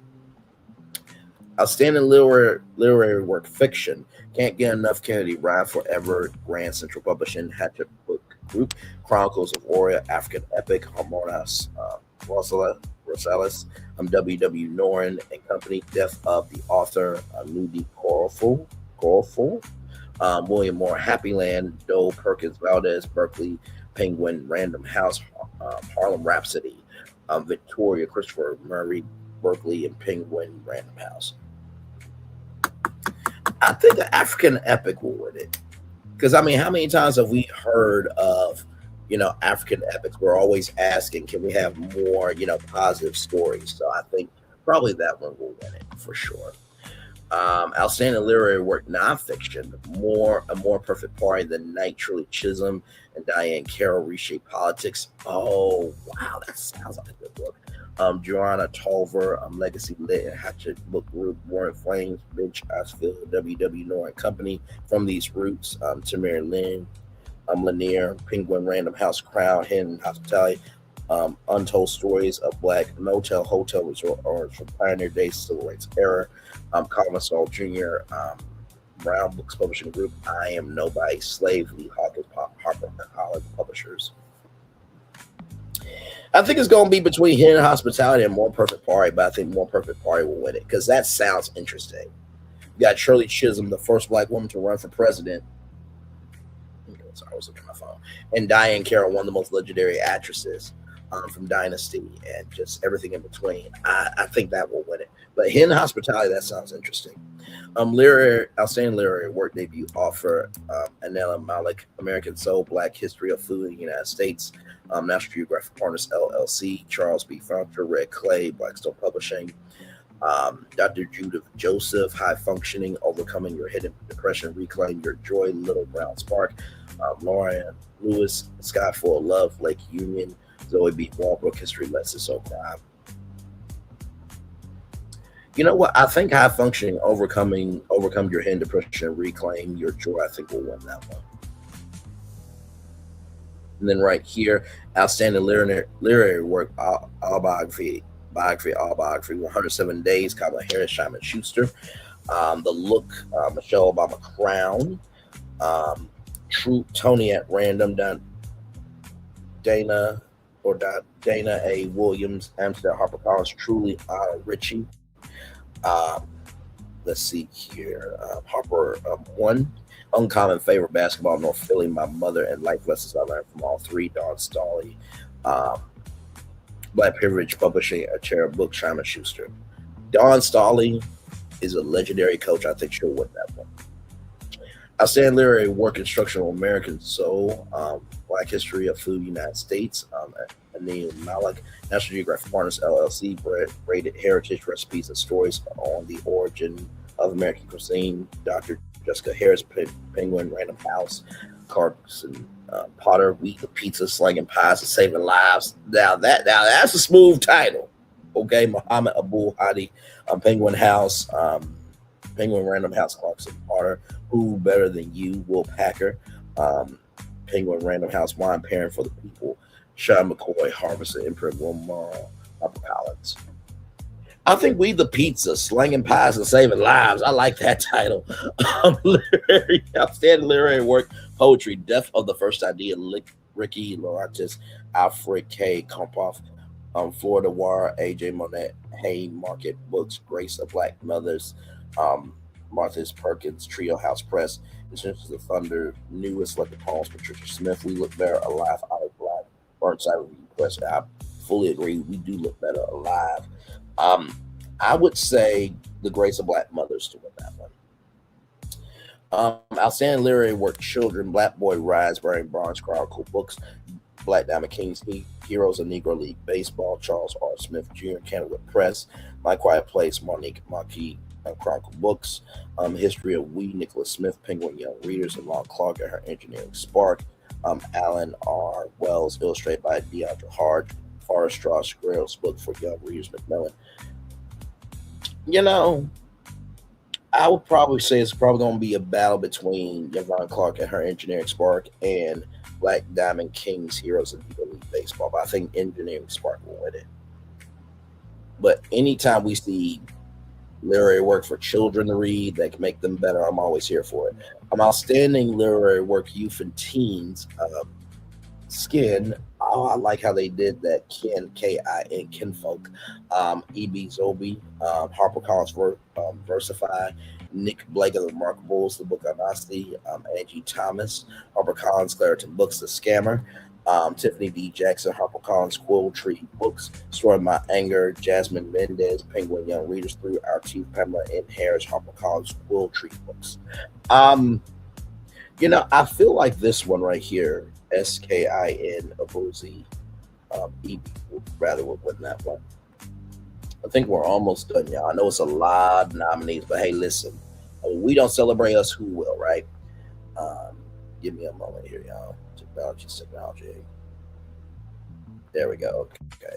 Outstanding literary work, graphic novel, Creaky Acres, a graphic novel. Carissa Brill, Penguin Young Readers, Defiant, the story of Robert Smalls. Robert Edward Strange Comics, One Crazy Summer, the graphic novel. Rita William Garcia, HarperCollins Quill Tree Books, Parables of the Talents, graphic novel adaptation. Octavia E. Butler, adapted by Damon Duffy, illustrated by Scott Jennings. That's point. Scott Jennings doesn't give a fuck about black people or minority, just people of color. Lord Jesus. John Jennings and David Byrne Abrams, Comic Arts, They Choose Violence Show, and Al Allen, AWA Studios. I feel like Define the Story of Robert Smalls could win that one. Outstanding literary work, As Black New Yorkers Move Out, NYC Politics May Be Reshaped, Maya King Newspaper, Audrey McDonald Took the Stage, Rewrote the Rules, Adam Davenport Online, Black Joy and Boots, How Line Dancing is Fanning Cultural Connection, Lisa Reps, right? France News Service, HBCU's Real as 47 Cuts Black Folk Experience, This Is Our Existence, Jasper Smith Online, On Borrowed Time, Anissa Durham Online. Well, first of all, shout out, and we got, you know, online submissions as well. I think Black Joy in Boots, How Line Dancing is Fanning Cultural Connection, I think will win that one. Outstanding Motion Picture, highest to lowest, A24, One of Them Days, Sony Pictures releasing Sarah's Oil, MGM Studios, Sinners, Warner Brothers Pictures, and Movie for Good, Universal Pictures. I think Sinners could win it. A surprise could be One of Those Days. Outstanding actor in a motion picture, Andre Holland, Love Brooklyn, Greenwich Entertainment, Denzel Washington, highest to lowest, A24, Michael B. Jordan Centers, Warner Bros. Pictures, and Sony Inadi also Maguire, The Knife Relative with Nia, and Tyreek Weathers, Him, Monkey Paw Productions. I'm going to go Denzel Washington on that one. Cynthia, outstanding actress in a motion picture, Cynthia Erivo, Wicked for Good, Your Motion Pictures, Danielle Dead Weiler, 40 Acres, Magnolia Pictures, Kiki Palmer, One of the Days, Sony Pictures Releasing, Kerry Washington, Shadow Force, Lionsgate, and Tessa Thompson, Hida, Amazon, MGM Studios. I think Cynthia Erivo will win that one. I do. Let's see, outstanding supporting actor in a motion picture, A$AP Rocky, highest to lowest, A24, David Idris, F1, Apple Original Films, Daryl Orlito of Sinners, Warner Brothers Pictures, Jeffrey Wright, highest to lowest, and Miles Catton, Sinners, Warner Brothers Pictures. I think Miles Catton, because he played that motherfucking thing, okay? But A$AP Rocky could win it as well. Let's see here. Outstanding supporting actress in a motion picture, Janelle James, One of the Days, Sony, Jamie Lawson, Sinners, Warner Brothers Pictures, Regina Hall, One Bow After Another, Warner Brothers Pictures, Taylor, One Bow After Another, Warner Brothers Pictures, and Wumi Wasuko, Sinners, Warner Brothers Pictures. So either way, somebody for Warner Brothers Pictures is going to win this thing, but which one's going to win it? I think probably Wumi Musso from Sinners will probably win it. Outstanding independent motion picture, 40 Acres, Magnolia Pictures, Love Brooklyn, Greenwich Entertainment Magazine, Dreams, Briar Cliff Entertainment, Opus, A24, Unexpected Christmas, Three Diamonds Entertainment. I'll say probably 40 Acres, probably, for that one. Outstanding international motion picture, 40 Acres, Magnolia Pictures, My Foul Shadow, Mumbai, Soul Main Story, Kino and Laura, The Fisherman, Lou, Vision Me, and Secret Agent Neon. I think the fisherman, you know, regardless of what the story is, I think, you know, when you think of the fisherman, it's always a deeper story than just them fishing. So, let's see, outstanding breakthrough performance in a motion picture, A$AP Rocky, highest to lowest, A24, Chase Infinity, One Bow After Another, Warner Brothers Pictures, Miles Catton, Sinners, Warner Brothers Pictures, Tabitha Brown, Unexpected Christmas, Three Diamond Films, and Tariq Withers, Him, Monkey Paw Productions. I think Miles Catton will probably get that one, but A$AP Rocky could also get it. Oh my God. Really? Is this what we're doing? We're doing cast. Oh my God. Okay. Outstanding ensemble cast in a motion picture, Michael B. Jordan, Haley Steinfeld, Miles Catton, Jack O'Connell, Wumi Asoko, Jamie Lauren, Omar Miller, Buddy Guy, Delore Reno, Grant Manus, Laura Kirk, Lee Jeans, June Lee, Saul Williams, Yao for Sinners, Warner Bros. Discovery Pictures, Kiki Palmer, SZA, Vanessa Bell Calloway, Lil Rel, Harry, Cat Williams, One of Them Days. Cat Williams, I might have to watch that. Sony Pictures releasing Jonathan Bailey, Marisa Bowe, Colton Domingo, Cynthia Rio, Jeff Goldblum, Ariana Grande, Ethan Slayer, Bowen Gay, Michelle Yeoh, Wicked for Good, Denzel Washington, Jeffrey Wright, Annalyn Finch, Hydra, A$AP Rocky, highest to lowest, Idris Elba, for Rebecca Ferguson, Gabriel Besso, Jared Harris, Tracy Les, Anthony Ramos, Moses Ingram, Jonathan Harkin, Greta Lee, and Jason Clark, House of Dynamite.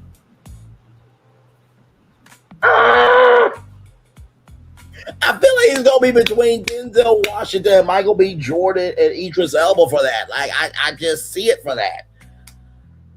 I feel like Sinners is gonna win that too.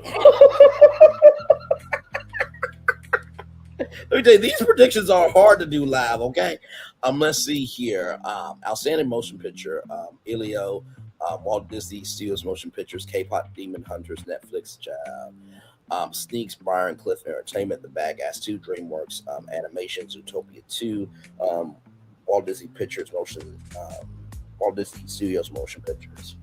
They say that Zootopia is like the biggest thing ever for the history of the Walt Disney Company, but I wish it was an original that was the biggest hit ever. But anyway, I feel like it'll probably be a fight between Zootopia 2 and K-pop Demon Hunters. I think it'll probably be K-pop Demon Hunters that will win it. Now, Anthony Mackie should have been nominated for Outstanding Lead Actor in a Series for Twisted Metal. I will say that. Outstanding Character, Voiceover Performance in Motion Picture. Anthony Mackie Sneaks, Brian Cliff Entertainment, Craig Robinson, Bad Guys 2, DreamWorks Animation, Daniel Brooks, Bad Guys 2, DreamWorks Animation, Lil Rel Howery, Dogman, DreamWorks Animation, Quentin Bronson, Zootopia 2. You know what? I think Danielle Brooks could get that. I do. Outstanding Short Form Live Action, Purdue Baylor University. Come on, we got University up in here. Yes, I'm here for it. Before You Let Go, Find Your People program, Best Eyes, American Film Institute Conservatory, Ella, Netflix, and Food for the Soul. I'm going to go for Baylor University. Why not? I want a university to win it. And this is the thing too, right? When you're making these predictions, it's difficult because you have legacy media and then you have new media. So I definitely want some new people to win for sure. Let's keep going here. Yes, indeed. Outstanding short form anime. I see Power of the Pollinators, Upendo Productions, Black Man, Chain Wolf Productions, Captain Zero Into the Abyss, Part 2, Cutting Edge Animation, Jazzy Bells, Deep Sea Digital, and Wednesdays with Gramps. DreamWorks Animation. I'll say Wednesday with Gramps for that one. Outstanding Breakthrough Creative Motion Picture, Cassandra Mint, Unexpected Christmas. Diamonds 3, Entertainment LLC. Contessa Gale, Songs from the Whole Netflix. Nima Agonza, Midnight Relatively Media, RT Horn, 40 Acres, Manelli Pictures, and Rachel Abigail Holder, Love Brooklyn Greenwich Entertainment. I'm going to say Contessa Gale, Songs from the Whole. I'm going to swing for that one.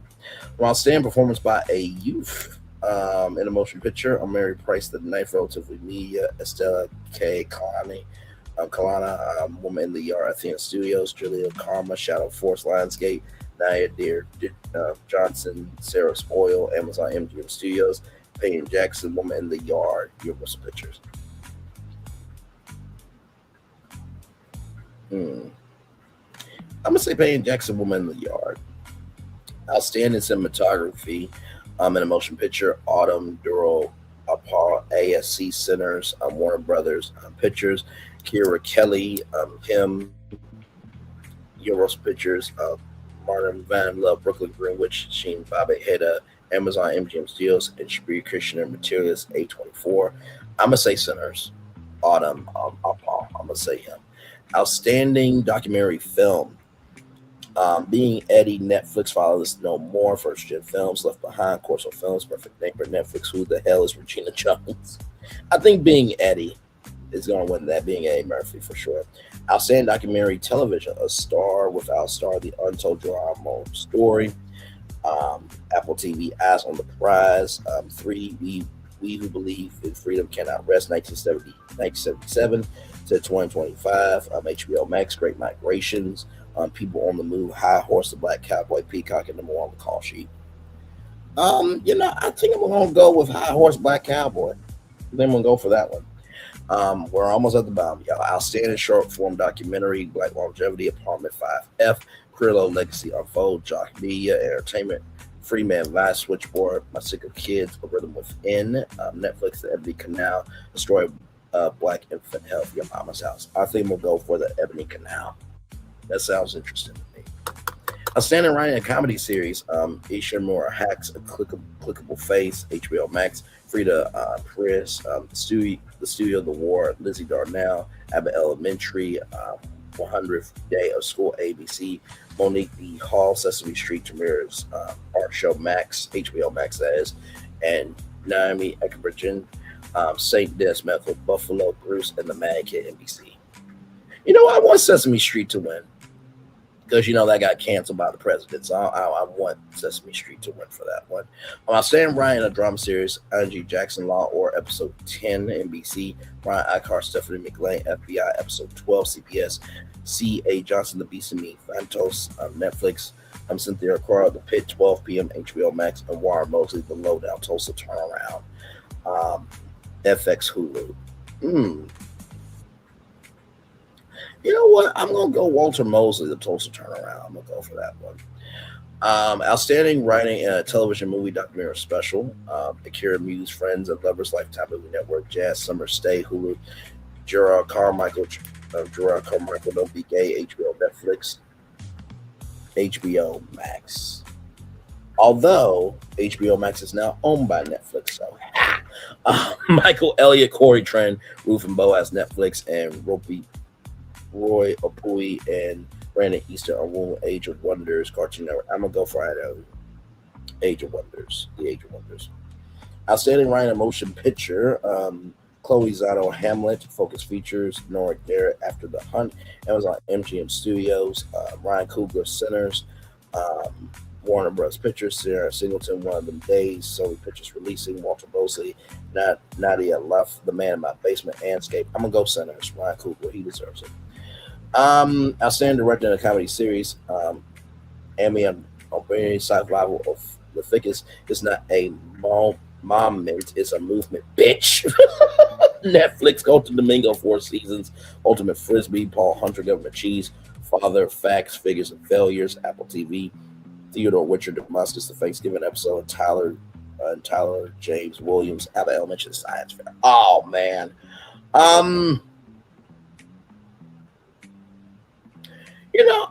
It's going to be between Survival of the Thickest and Abbott Elementary for me, but I think Tyler James Williams will win it because I think it's his first directing debut, I believe. But Michelle Batu, I'm pulling for you as well. Survival of the Thickest, for sure. I like the title. Outstanding directing a drama series, Angela Barnes, Ironheart, The Past is the Past, 60 Plus, and time proper reason without feeling it. Jip Wilkerson, The Copenhagen Test, Copenhagen. Marlo Van Peoples, Power Book 3 Race Can't Allow Me to Reintroduce Myself, stars and Sally Richardson Whitfield. The Gilded Age, My Mind is Made Up. I'm gonna do Mario Van Peoples. Yep. If you know Black exploitation, you know Black exploitation. Outstanding director in a television movie documentary special, Alana Brown, Ruth Boaz, Netflix, Nicole G. Lear, directed Spotlight, Lifetime, Otale Osumi, Star Trek Section 31, on Paramount Plus, Tony Brand, Not My Family, The Monique Smith Story, A&E, and Troy Style, Never Let You Go. You know what? I'm gonna give it to Star Trek Section 31. I think some sci-fi needs to be recognized in Black culture. Under outstanding directing in a motion picture, Elijah Burnham, Magazine Greenspire, Cliff Entertainment, Guillermo del Toro, Frankenstein, Netflix, Lawrence Lamont, One of Them Days, Sony Pictures Releasing, R.T. Hawthorne, 48 Acres, Magnolia Pictures, Ryan Coogler, Sinners, Warner Brothers Pictures. I believe Sinners is going to win it. Outstanding directing rather in documentary, television, or film. Mayor Questlove Thompson, Sly Lives, aka The Burn Black Genius, Hulu.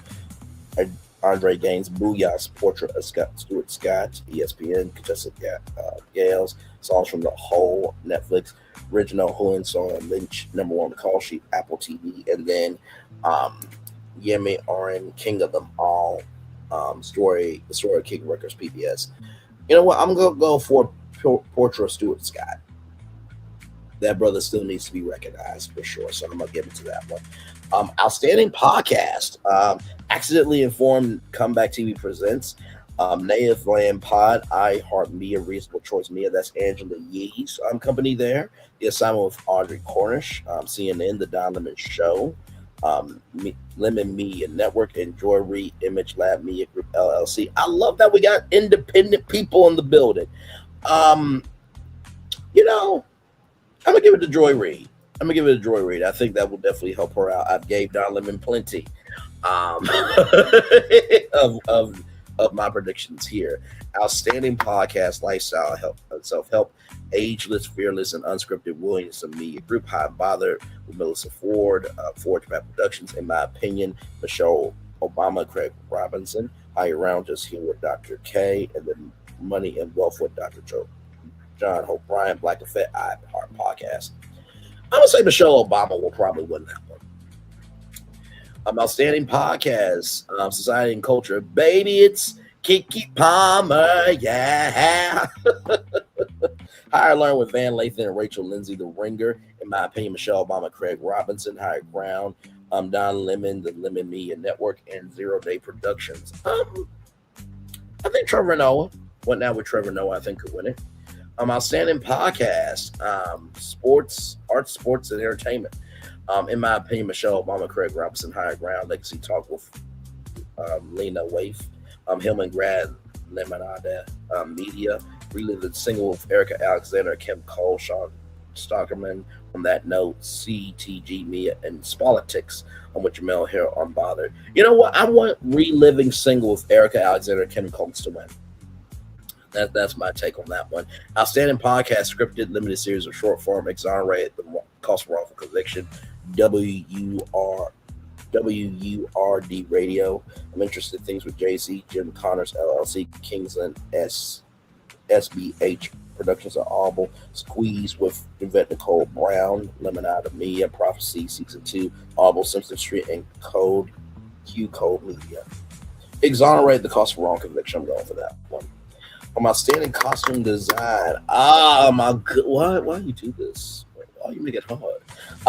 Costume design, television or film. Bel Air, Quinn, Silva, Ache, Peacock. Highest to lowest, Francie Jameson, Tan Chuck A24, Love Brooklyn, Missy Mickens, Greenwich Entertainment, Centers, Ruth E. Carter, Warner Brothers Pictures, Wicked for Good, Paul Toswell, Emerald's Pictures. That's hard because Ruth E. Carter and Paul Toswell, both of y'all did so good. I want to give to Ruth E. Carter. She did Black Panther 2. Damn it. By the way, costume design needs to be here for Beyond the Gates too. All is fair.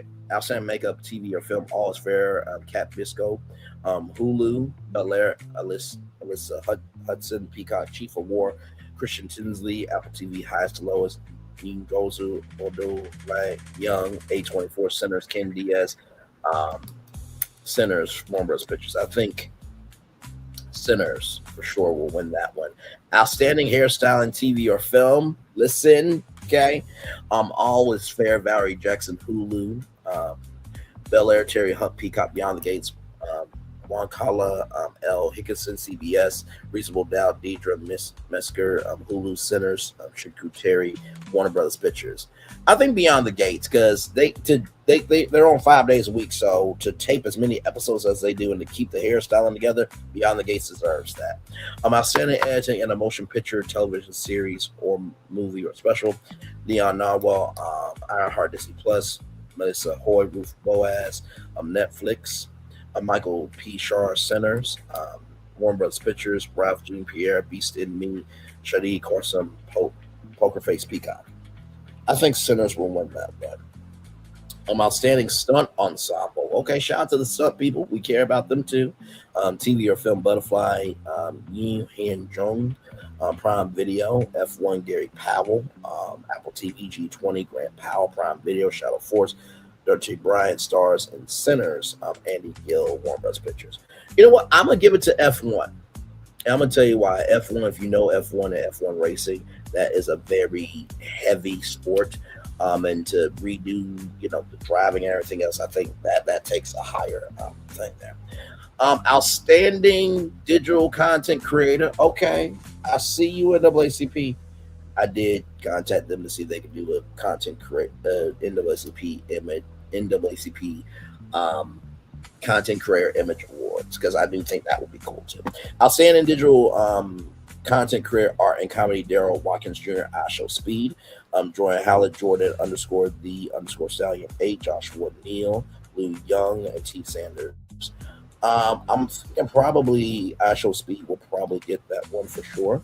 Let's see here. Outstanding digital content creator, political culture, Elizabeth Booker Houston, Booker Squared, Garrison Hayes, Garrison H, George Lee Jr., The Conscious Lee, Joshua Das Discourse. I like that username, and Lynn Vay. I'm gonna go George Lee, The Conscious Lee. I'm gonna go for that one. Outstanding digital content creator, fashion and beauty, Aaliyah Gaynor, Aaliyah's Face, Diara Taylor, Diara, Eni Pula, Erie Given Sunday, Jackie Osama, Jackie Ina, and Wisdom K. I'm gonna go Ina Papula. I think I'm gonna go with her. Outstanding digital career, gaming and tech, Berlin Emmons, Berleezy, Corey Kishin, Corey X Kishin, Gerald Williams, Hip Hop Gamer, Jay and Lopez, Black Girl Gamers, and Kilo Thomas. Kilo Thomas, you got to go and dig those holes. I'm going to go for him, but Black Girl Gamers win it. I'm not mad either. Black Girl Gamers need to be recognized. Outstanding digital creator, digital content creator, fitness, wellness, and food, Alex Hill, just at Hot Sauce, Jeanette Jenkins, Miss Jeanette Jenkins, Keith Lee, Keith_Lee 125, Kimberly Villa Burrows, Kimmy's Creations.1, and Massey Aris. I think Keith Lee.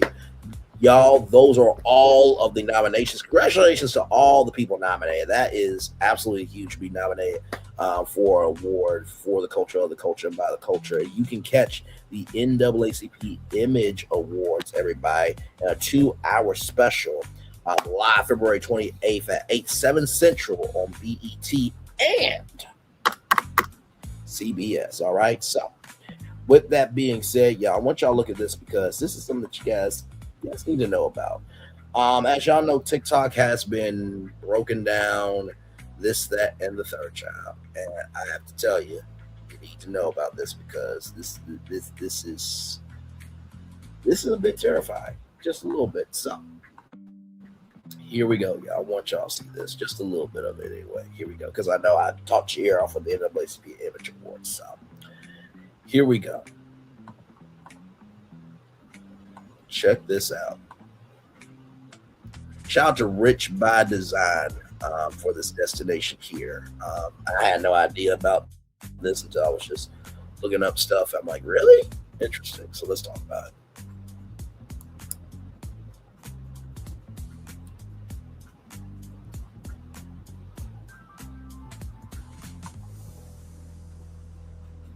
Come on now. There we go. Okay, here we go.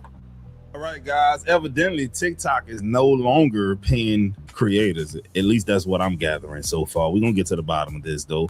Hit the like button, hit the subscribe button for your boy. TikTok is not paying creators how they used to. And I'm dead not surprised. We already knew once China sold out, we was not going to get paid because America hates seeing us live easy. Ooh. We were making livable wages off of TikTok alone. And I'm honestly happy that I found my niche and other things besides TikTok to make money through TikTok. Because if I was just relying on my views and regular videos to make me money, I was not going to make any money through here. And the only reason why I still post on this app is because I still get brand deals and I still get wig deals and wig promos to post on this app. I went from making $5,000, $6,000 a month on this app to making $800, $900, posting the same videos, same content, same everything. And I don't post as much because TikTok has been limiting a lot of things that you can say. I had so many videos taken down for this stupid shit. So truth be told, now I just be posting on TikTok for fun. I post everything on Instagram. I still make my money through TikTok commissions on TikTok Shop. But my goal for my TikToks from last year was to get paid to travel and to promote Airbnbs and just do promo videos for where I stay and for hotels and stuff like that. Like I wanted to get paid to travel and I wanted to get paid through hosting events. And I did both of that last year. I got paid from Lyft and DoorDash to host my very first barbecue.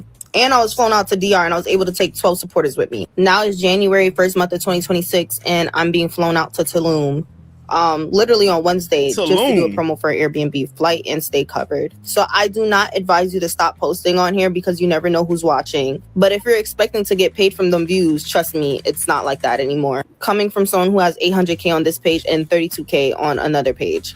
Damn, that's a lot of followers on TikTok, almost at 1 million. Crazy.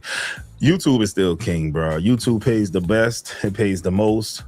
I can't say that because I don't know what Snapchat pays and I don't know what Facebook pays, but I know that I think for every 1 million views you get on TikTok, I think they pay you about $800 or something, which is ridiculous. YouTube, look up what you make for 1 million views on YouTube, bro. This is why YouTubers make more money than your favorite rapper and some of your favorite R&B artists. It's crazy. TikTok's not paying anymore, guys. I don't know what to tell you. Less than a year ago, I was making about $1.29 per 1,000 views. Now I'm making anywhere from 28 cents to 40 cents per 1,000 views. $1.29 per 1,000 views. That sucks. Me and my school students talk about this stuff all the time. YouTube is paying anywhere between, it depends on niche, but you know, across my channels and stuff, man, I can see anywhere between $8 and $12 per 1,000 views. Sometimes even more, depending on what I'm talking about. And my content structure rollout, none of it's really changed. There was a guy who just came out and said that he's making only 1 cent per 1,000 views. And he's got over 15 million followers, and he does millions of views per video. Just back in August, I made $5,000 in August just on TikTok. 5,000. Now I'm barely averaging anywhere from $300 to $400 a month. And I think I know what the problem is. I genuinely think that it's the AI content creators, the AI accounts on here that are clip farming and mining other creators' actual content work and then repurposing it across dozens of channels. And they are mining money off of the RPM and rewards program from TikTok. And the algorithm's finally just gone, okay, well, then no one is going to get paid. I think that's what's happened, because I've seen the apparently Instagram stop paying on a creator fund in like 2023, but they're not even inviting people into the pay program anymore, because they had a pay program they would at least invite you into. And Facebook just changed its whole structure on pay too. Now no one's making money on Facebook. YouTube, I never thought I'd say this in 2026, having to go to YouTube probably here just to actually start remonetizing, and even then, like, hey bro, YouTube ain't TikTok and TikTok ain't YouTube. Straight up. Yep. You can have 1 million followers on TikTok and struggle just to get monetized on YouTube. I've seen it happen so many times. I click the link of someone who's popping on TikTok or Instagram, and it's YouTube in the link, and I go to the YouTube channel. They got 40, 50 videos and they ain't even cracked 500 subs, but they're popping on TikTok. You have different viewing habits when you're moving from one platform to the next. People on TikTok like the shorter videos, and most of the time people on YouTube like the longer videos. So it's hard for people to figure out how to do both.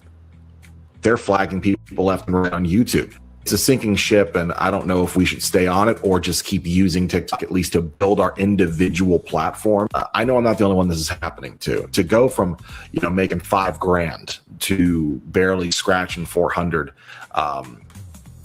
Yeah, man, I think the app is on its last legs, taking a nose. Hey, bro, what they made TikTok be purchased by someone American or something like that? I haven't been really paying attention to it, but I know one thing. Whenever they remove somebody, America that is, and then they replace it with someone that they appoint, it never really works out for the people.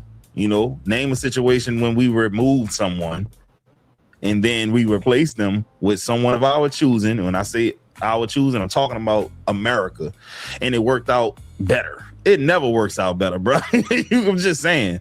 But yeah, this is tough right here, man. Oracle has ruined TikTok. The clip farming is out of hand. I blocked all them accounts. I hope they never get their money back. I knew when they unplugged it last January 2025. Interesting.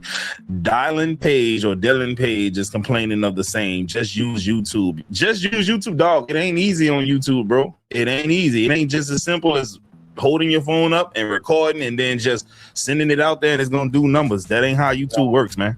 Real talk, trust me. It's a shopping website now. I have noticed that the ad frequency on TikTok is getting out of hand, man. I'm dead ass serious, bro. You can't even watch 2 or 3 clips before you see an ad, man. Crazy work. So it wasn't just me then. What? What's going on, TikTok? Turns out the TikTok creator rewards program is not paying like it used to for some reasons. I thought it was just me.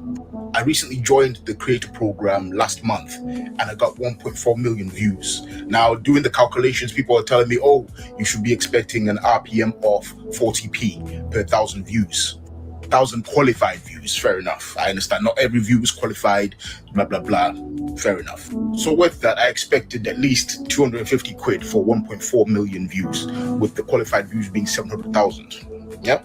Tell me why I'm getting £3.56. Oh, wow. Oh, bro. And the RPM is 6 pence. Granted, it's not just me, like I said.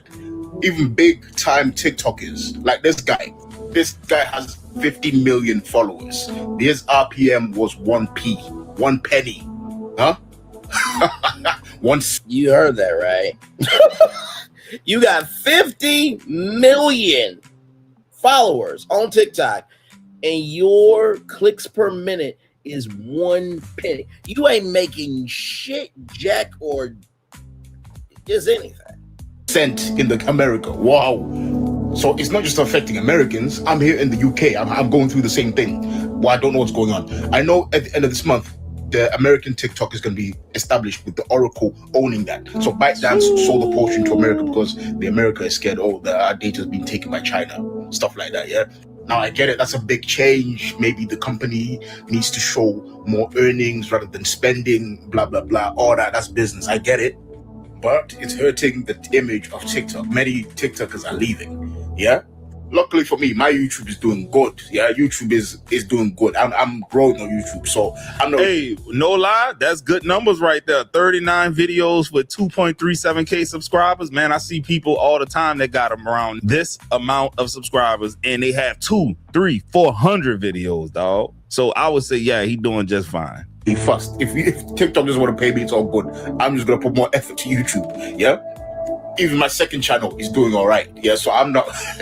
Now, this is what I'm used to seeing. 250 subscribers with 139 videos, dog. Yeah, that's about normal.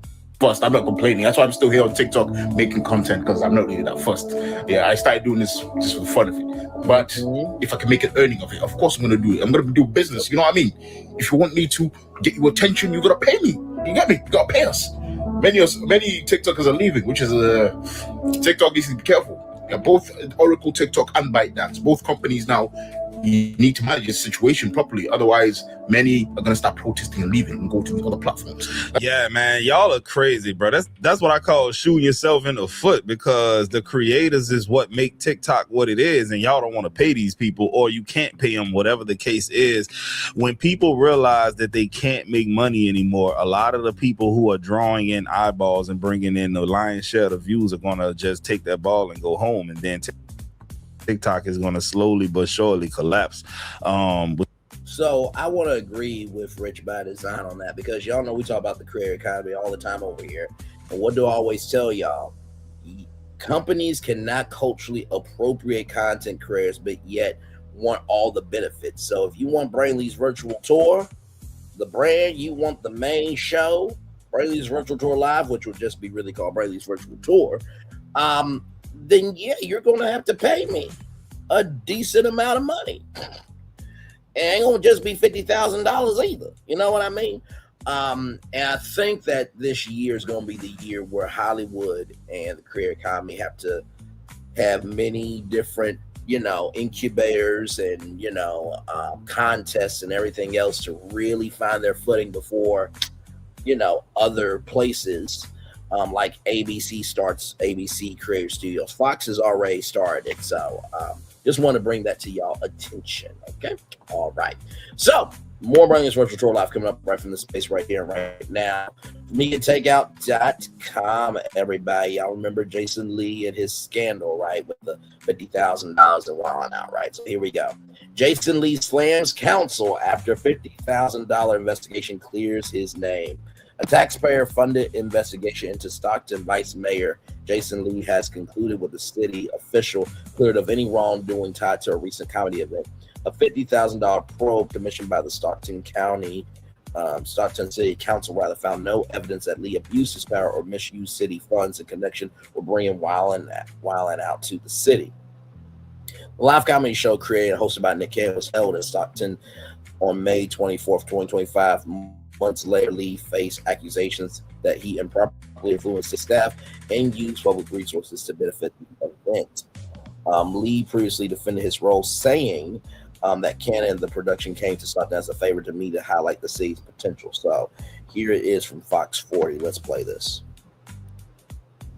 The results of an independent investigation into Stockton Vice Mayor Jason Lee have been released earlier today. So backing up to last year, the city council approved both the investigation and an expansion of that investigation regarding Lee's financial support and use of public funds for the comedy show Wild and Out that he guest starred in. That was back in August. Well, in their investigation, the law firm Hanson Bridget LLP found that Lee did not violate state law or city charter and had no improper influence or improper financial interest. The firm also found that Lee did not violate any ethics rules or need to recuse himself from any discussions, but added that the highest ethical standards may call for behavior beyond what is legally required. So those findings reading, quote, the facts show that any personal interest was likely aligned with city interest. At most, the facts reflect a possible lack of awareness of the need to consider ethical standards when even one's personal interests are aligned with official duties. The vice mayor responding to the findings by saying this, quote, using taxpayer dollars to pursue a predetermined narrative is an abuse of authority and a failure of fiscal stewardship. Several colleagues privately acknowledged that I had done nothing wrong, yet still voted publicly to move forward. And there it is, everybody. There, back in December, Mayor Christine Fugazi, pushed to expand the investigation, which ultimately passed in a narrow council vote. The independent law firm Hanson Bridget LLP led the inquiry and released its findings on Friday. According to the report, Lee did not violate state law, city rules, or ethical standards, and held no improper financial interest. The firm noted that while legal standards were met, public officials are sometimes expected to exceed them. After the findings were released, Lee criticized the investigation's cost, saying taxpayers should feel extremely embarrassed. Shout out to the black woman who does the meme. This is embarrassing. Shout out to her. It took $50,000 to confirm his innocence. The council is expected to discuss the report at its January 12th meeting, which is today. All right. And finally, everybody, Beyonce and Jay-Z doing good in the neighborhood. Wanted to show this off to you all. From the Jasmine brand, New York City server says Beyonce was warm and Jay-Z was hilarious, and the tip changed everything. Right here, I met Beyonce and Jay-Z once. This is an Ask Me Anything thread on Reddit. I met Beyonce and Jay-Z when I was a server at a restaurant in New York City, and yes, I absolutely recognized them the second they walked in. There was no pretending otherwise. My brain went, oh shit, that's Beyonce and Jay-Z. So then I had to immediately switch into professional mode, so I didn't pass away in front of a table. Beyonce was down to earth as fuck, like shockingly so. She's like that one coworker you cry over when they quit. Super warm, polite, and smiling, actually engaging with me instead of talking through me. When I came to their table to introduce myself, I said, hi, and I'll be taking care of you this evening. And the woman literally said, hi, pleasure to meet you. I'm Beyonce.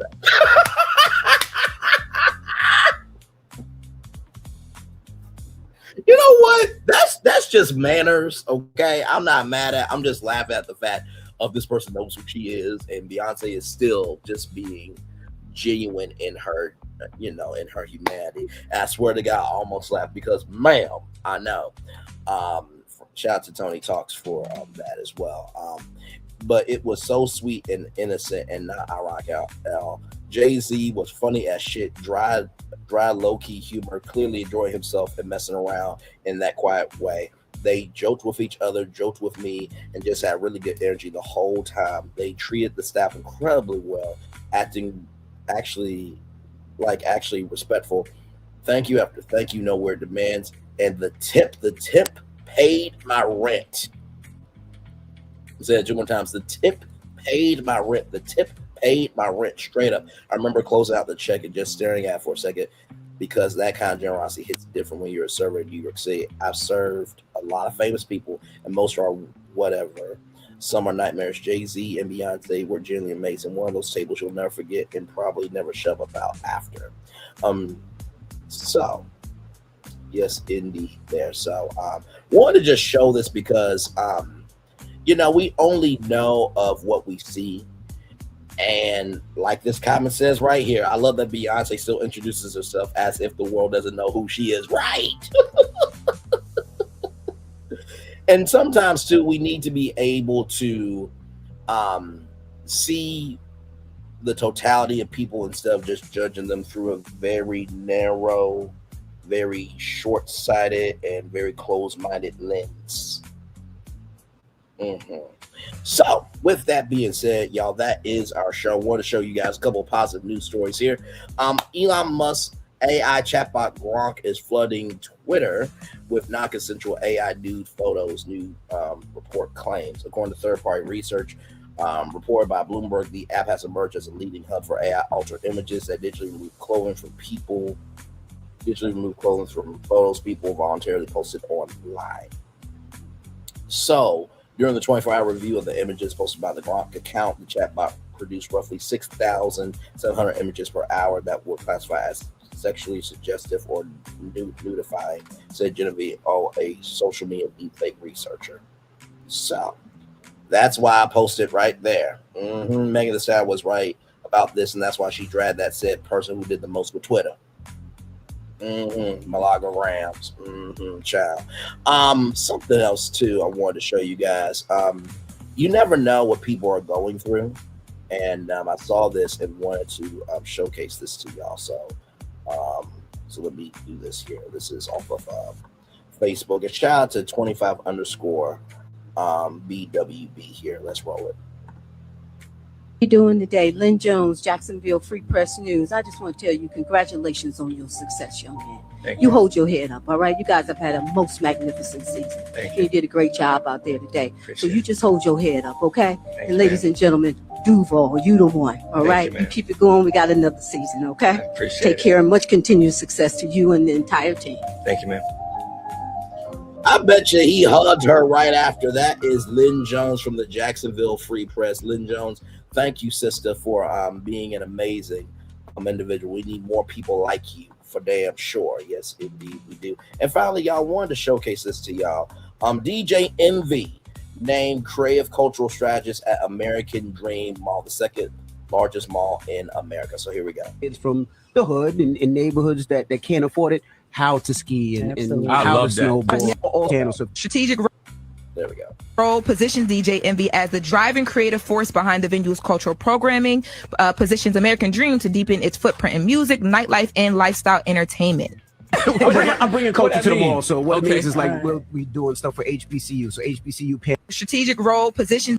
If you're interested in going to a HBCU, we'll have panels there where they'll teach you about HBCUs. Not only that, we'll do car events, celebrity events, but the mall has music. So what we're doing is what we're trying to do is create a radio station in the mall, which gives young kids talent so they can dope. start their ability to start doing it now. So this panel, so if you're interested, also has like the big snow program and Yes. Nickelodeon parks. What we're doing is kids that can't afford to go skiing and snowboarding. We're taking kids every month and teaching them how to ski, teaching them how to snowboard, because that stuff is expensive. Yeah. Snowboard, skis, renting all that. So we're teaching kids from the hood and also have kids from the hood and in neighborhoods that can't afford it, how to ski and I how love to that. snowboard. Yes. So we're doing all that. We're doing That's the right, music. Envy. We're doing- Envy owns a piece of the mall. That's my story. Absolutely. Y'all know Envy owns a piece of the mall. Yeah. Envy owns a piece of American Dream Mall in So we're Jersey. doing kids from First of all, I know that they're laughing, but this is a huge deal. And shout out to American Dream Mall. It's a great location. Not everybody really knows about it. And so the fact that kids from, the hood, okay, the ghettos, and everywhere in between, will get the chance to learn how to ski and snowboard and go to, the Nickelodeon universe and the DreamWorks water park, and the fact that there'll be HBCU, panels and concerts and, car shows and lifestyle events and everything else. And DJ Envy, hopefully, there's I tried to find the press release this morning. Actually, let me see. I know it's afternoon now, but I did try to find it earlier today. This morning before the show. But if they have a press release, hopefully they do. And if they do, I will definitely will not mind contacting them to just make it do what it do and see if there could be a way to collaborate, because I do think that is extremely important. That as DJ Envy goes out to be able to make it do what it do, that he can create, that he can talk to everyday people. Maybe there's some content creators that can partner up with DJ Envy and make it do what it do for the American Dream Mall. So I just wanted to bring that to y'all. I thought that was absolutely incredible. And hopefully more malls will have cultural strategists to make it do what it do there. So just want to bring that to your attention, y'all. That's the show. Thank you all so much. I know it was long today, but I need to bring each and every destination to you as we do it. So I'm gonna turn on my camera now because we've done the whole show for over 2 hours. Yes, we have. Like I said, thank you so much. Like I said, one love, much love, all love to each and every single one of you. And as you can see, we talked about plenty of stuff. We're about diversity, equity, inclusion over here. So just to keep it a buck on that. So yes, indeed. With that being said, one love, much love, all love. I feel the love and send it right back to you. I gotta go do some grocery shopping today, but you guys will get a Housewives of Potomac review tonight. Just stay tuned for your notifications, and then of course, Tuesday will be Married to Medicine. But thank you all so much. One love, much love, all love. I feel the love and send it right back to you. Bye, everybody.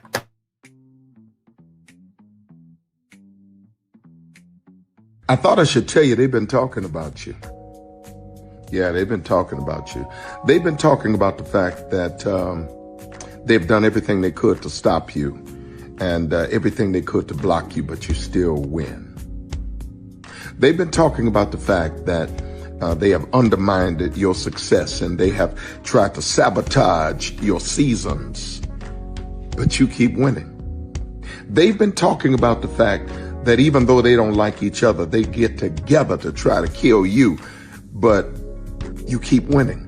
They've been talking about the fact that you were voted least likely to succeed, but like cream, you keep rising to the top. They've been talking about how they tried to burn your world down, but like the phoenix, you rose from the ashes. They've been talking about you, and you know what they say? Oh, she's just lucky. He's just lucky. But no, you ain't lucky. You're anointed. You got something on you. You got favor on you. You got power on you. You were born to win. Now they can call it luck, but it's grace. They can call it luck, but it's favor. But whatever they call it, it doesn't matter, because you know what God calls you? Do you know what God calls you? A winner. I thought I should tell you they've been talking about you. Yeah, they've been talking about you. They've been talking about the fact that they've done everything they could to stop you and everything they could to block you, but you still win. They've been talking about the fact that they have undermined your success and they have tried to sabotage your seasons, but you keep winning. They've been talking about the fact that even though they don't like each other, they get together to try to kill you, but you keep winning. They've been talking about the fact that you were voted least likely to succeed, but like cream, you keep rising to the top. They've been talking about how they tried to burn your world down, but like the phoenix, you rose from the ashes. They've been talking about you, and you know what they say? Oh, she's just lucky. He's just lucky. But no, you ain't lucky. You're anointed. You got something on you. You got favor on you. You got power on you. You were born to win. Now they can call it luck, but it's grace. They can call it luck, but it's favor. But whatever they call it, it doesn't matter, because you know what God calls you? Do you know what God calls you? A winner. I thought I should tell you they've been talking about you. Yeah, they've been talking about you. They've been talking about the fact that they've done everything they could to stop you and everything they could to block you, but you still win. They've been talking about the fact that they have undermined your success and they have tried to sabotage your seasons, but you keep winning. They've been talking about the fact that even though they don't like each other, they get together to try to kill you, but you keep winning. They've been talking about the fact that you were voted least likely to succeed, but like cream, you keep rising to the top. They've been talking about how they tried to burn your world down, but like the phoenix, You rose from the ashes. They've been talking about you. And you know what they say? Oh, she's just lucky. He's just lucky. But no, you ain't lucky. You're anointed. You got something on you. You got favor on you. You got power on you. You were born to win. Now they can call it luck, but it's grace. They can call it luck, but it's favor. But whatever they call it, it doesn't matter, because you know what God calls you? Do you know what God calls you? A winner. I thought I should tell you. Prepare for a journey beyond imagination, beyond belief, beyond anything you've experienced before. Universal Epic Universe, a new theme park where you'll step through extraordinary portals to 5 immersive worlds. Prepare for a cosmic voyage of discovery, an isle of fire-breathing excitement, a shadowy world of monsters and mystery, new wonders in the wizarding world, and a new way to play. Plus the splendor of a magnificent resort hotel overlooking the park. It's all new excitement at Universal Orlando Resort. A week's worth of vacation thrills with 4 amazing theme parks, a variety of spectacular themed hotels, and incredible dining and entertainment. It's all at Universal Orlando Resort, where you'll find new adventures every day. Explore the astonishing worlds of Universal Epic Universe at Universal Orlando Resort. Because here's the thing, a good streamer can find other content. Because here's the thing, a good streamer can find other content. Because here's the thing, a good streamer can find other content. Because here's the thing, a good streamer can find other content. Because Child Redman over there doing his thing, minding his GD business, staying out of trouble, trying to get the folks some positive stuff to talk about, besides lying all the damn time. Child Redman over there doing his thing, minding his GD business, staying out of trouble, trying to get the folks some positive stuff to talk about, besides lying all the damn time. Child Redman over there doing his thing, minding his GD business, staying out of trouble, trying to get the folks some positive stuff to talk about, besides lying all the damn time. Child Redman over there doing his thing, minding his GD business, staying out of trouble, trying to get the folks some positive stuff to talk about, besides lying all the damn time.